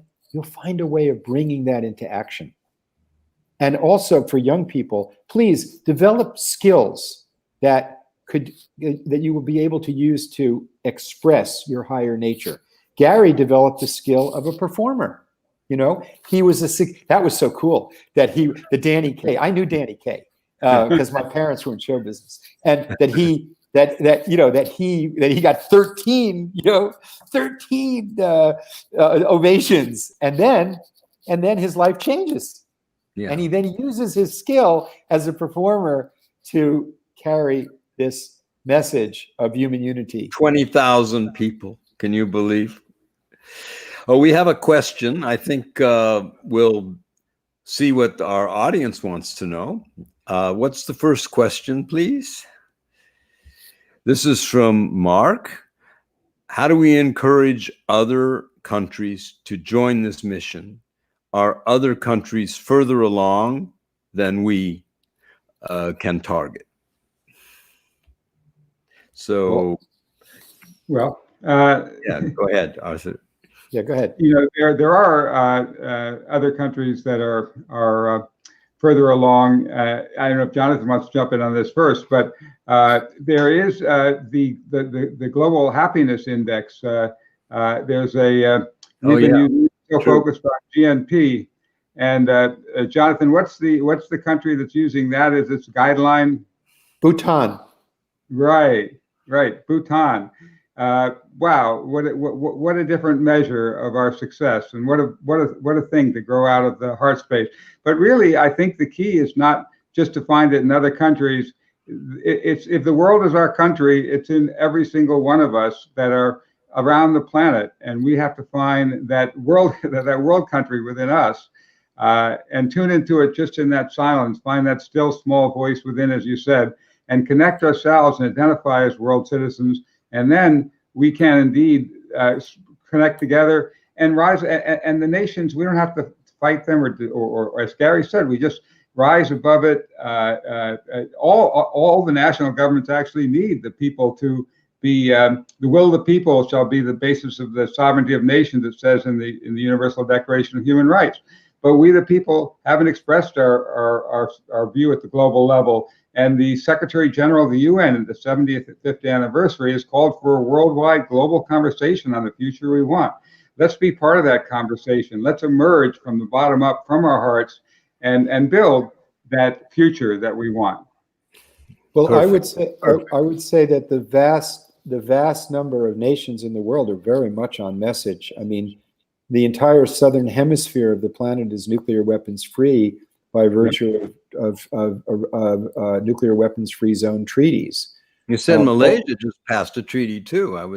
Malaysia was one of the founders of the Treaty of Bangkok, making Southeast Asia nuclear weapons free. Malaysia just ratified the Prohibition Treaty, but they are already a member of the Nuclear Non-Proliferation Treaty, and they're a member of a regional treaty organization. So they already had a belt and suspenders before they did this. Okay. So there's 115 countries already in the Nuclear Non-Proliferation Treaty and nuclear weapons-free zones, which have very intrusive verification systems. So the vast majority of countries on the nuclear issue are demanding progress on disarmament. The Secretary General last week was International Day for the Elimination of Nuclear Weapons, go to his website, look at his statements, terrific statements. Pope Francis is way ahead of all of us on this. I mean, if you read his statement on the environment, Laudato Si, his encyclical, it's brilliant. And as a Sufi, by the way, footnote 159, he cites his authority that if your heart is right, you can feel the presence of God in the rustling of trees, in the beauty of music, and in the sigh of the poor, that you can see God everywhere. And he cites a Sufi poet in the footnote.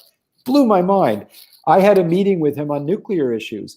His position on nuclear issues is that it's immoral to even possess them, because to possess them and threaten to use them means you have to train thousands and thousands of young people to be ready to annihilate billions of innocent people.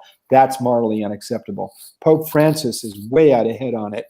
And the vast majority of countries in the world are, and certainly middle power countries that require the rule of law, that require global cooperation for their stability and survival, they are all advancing global norms and global governance issues. The Paris Accords affirm the fact that we all have the same climate. The problem that we have right now is global media is so dominated by the American narrative. We're only 4% of the world's population, and we're dominating the narrative. And right now, our leadership has gone rogue. We have leaders who simply don't respect law, don't respect morality, don't even respect science or truth, and certainly don't respect loving kindness and compassion. But the vast majority of people and nations of the world do. And so, in a sense, I'm very hopeful, because this sort of time out has. We need hope right now. Well, great. the General Assembly passed a resolution saying that the vaccine should be treated as a global common good. And that, by the way, that's how we got rid of polio. When Jonas Salk was asked who owns the patent, he said the people own the patent. You can't patent sunlight. And we had global cooperation and got rid of polio and smallpox. So we know how to do it. The problem is, as an American, it's at home. It's my country. It's my country had leadership that created the Universal Declaration of Human Rights, and it's my country that's disrespecting it right now. It's my country that created the Nuclear Non-Proliferation Treaty, and it's my country that's not honoring its obligations. But the point is that we are indeed. Look, how did the nation state get created? It was created to stop the bigotry and slaughter of Christians in Europe fighting over whose definition of Jesus' love was better. The 30 Years' War, right? And the Treaties of Westphalia in 1648 created the modern state to stop the slaughter in Europe. It was a tool to get people to live together. But now we need to use our tools of law and morality to deal with our fight with the environment. Our fight with the environment. We're at war with the environment because we have an economic system based on infinite growth when the natural world, it doesn't work that way. And the definition of security is not based on human security, it's based on state security. So we need to have a shift of focus to human security for how we understand security, and an economic system that has some degree of respect for the regenerative processes of the natural world. And these are things that people all over the world, I assure you, I mean, I'm a member of the World Academy of Arts and Sciences, and I can tell you the global intelligentsia is there. The diplomats are there. The business community now is there. The banking community is now taking on environmental causes. What we haven't touched is the military, industrial, economic, financial interests that rely on adversity, fear, and deception. And when you have a situation in which the budget of the most powerful country in the world is dominated by militarism and the culture of militarism, that's our job. We've got to go from a culture of militarism to a culture of peace. And thank you, John. Let me jump in with one more question. No, we got one more question, if you don't mind, and then we need to wrap up. What's the next question, please? From Melanie. Things look so scary in the world right now. Garry talked about a people-powered planet. How do we actually get there? Wow. Well, definitely. That's what we're kind of working on in our weekly podcast is to bring people together to begin to create that alternative. And I think one example we can use is in this nuclear era that we're talking about. You're so absolutely right that nuclear weapons are illegal. Well, people are beginning to learn that we can create bottom-up power. So imagine if you had in your app, I don't know if you noticed in the movie, Garry talked about SmartGov. Well, what if in our app we sign on as world citizens, and then when we go into a store, we scan products and it says beep beep beep. This company is a violator of world law, or they're supplying a violator. Beep beep. This country is using regenerative agriculture. This company and they're serving it. We'll buy this thing instead of that thing. There's already an app called Boycott, which is beginning to do that kind of thing. Then if we, on jobs, when you go to a job site, you signed on to the icon and said, beep, beep, this job is a violator of world law. So we then pick, a different job. Longshoremen, when there was a ban on Saudi Arabian weapons, they refused to load the ships. You're so right about the military-industrial complex. Eisenhower gave a beautiful warning about it that's in our film, The World is My Country. If you go to theworldismycountry.com, you can watch it. And, he basically told us what was going to happen, that if we continue on this path, either the worst to be expected is nuclear war. The best is a life of perpetual fear and tension, tearing apart our economy, everything. All the disasters that have happened were predicted by him, and they've happened because of that military-industrial complex, that we didn't honor the warning of a president and a military general who told us that truth as his farewell address. So you're so right about that. And now we do have the ability to do it. And we have the ability to do it not only with, we're so inventive today. Garry says humanity is a very inventive species. We just have to invent these tools, and these will help, all the nations that have honored that nuclear weapons are illegal. They'll love having the people helping them enforce it. They don't want us to sit around waiting for them to do it. They want us to join in. So each of us has a role in beginning to build this people-powered planet and creating such a situation that, even if some politician is going off and being crazy, they almost become irrelevant because we've risen above that to a higher level of interaction where companies, like you said, and banks and people who are investing in stocks, don't divest from any stocks of a company that's building nuclear weapons or even serving, the whole war industry. I mean, President Kennedy said, the weapons of war must be eliminated, or the weapons of war will eliminate us. And it's not just nuclear. If we just get rid of nuclear, there's still, a million other things, chemical, biological, bigger blasting weapons. What Garry said was so simple. All we have to do inside every city and country, it's illegal to kill people.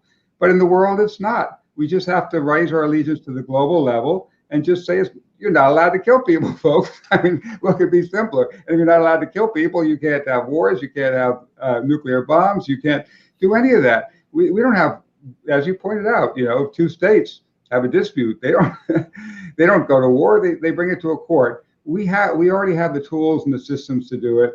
We, the people, just have to do it. And it's not as hard as it seems. We just have to make that click in our thinking, and we will build the people-powered planet. I think we need to leave it on the positive statement he just made. But Jonathan, go ahead. We got about one more minute. We do have the institutions in existence to achieve these things. Let me give an example. We have an international criminal court to address crimes against humanity. But our country, the United States, in the last 2 weeks, put the chief prosecutor on our sanctions list, which said our country has gone rogue from that. The country of Costa Rica in the General Assembly debates last week called for a human security council to shift it. So we actually have a major, highly influential political country pushing the whole Latin American region to push for changing the paradigm. Don't look at the world through the lens of your nation. Look at the world through the lens of your wisdom. And the lens of your wisdom will show you that I bet you your clothes, you'll see that it was financed by a bank in Switzerland, produced by a factory in Malaysia with cotton that was grown somewhere, God knows where. We live in a global village, and the business community has figured this out. The financial community has figured this out. The religious community has figured this out. But you know what? The people who are benefiting from cultivating fear, cultivating divisiveness, they are doing it intentionally. Do not be afraid. The same power that gave you your life put the wisdom in our humanity to solve these problems. And it's our time. We are the people on the tree of life. It's our obligation to bring our highest values into action. Be afraid that you won't bring your love into action, because it will wither if you don't. Be afraid that you'll operate out of fear and anger. Operate out of faith and courage and inquisitiveness. Always be open-minded and bring the best that you have every day. I promise you, your opportunity to serve will come before you when that's your intention. But with fear, you will not see it. Wow. With faith, you will see it. Beautiful, beautiful. Beautiful, beautiful. What a way to conclude, Jonathan.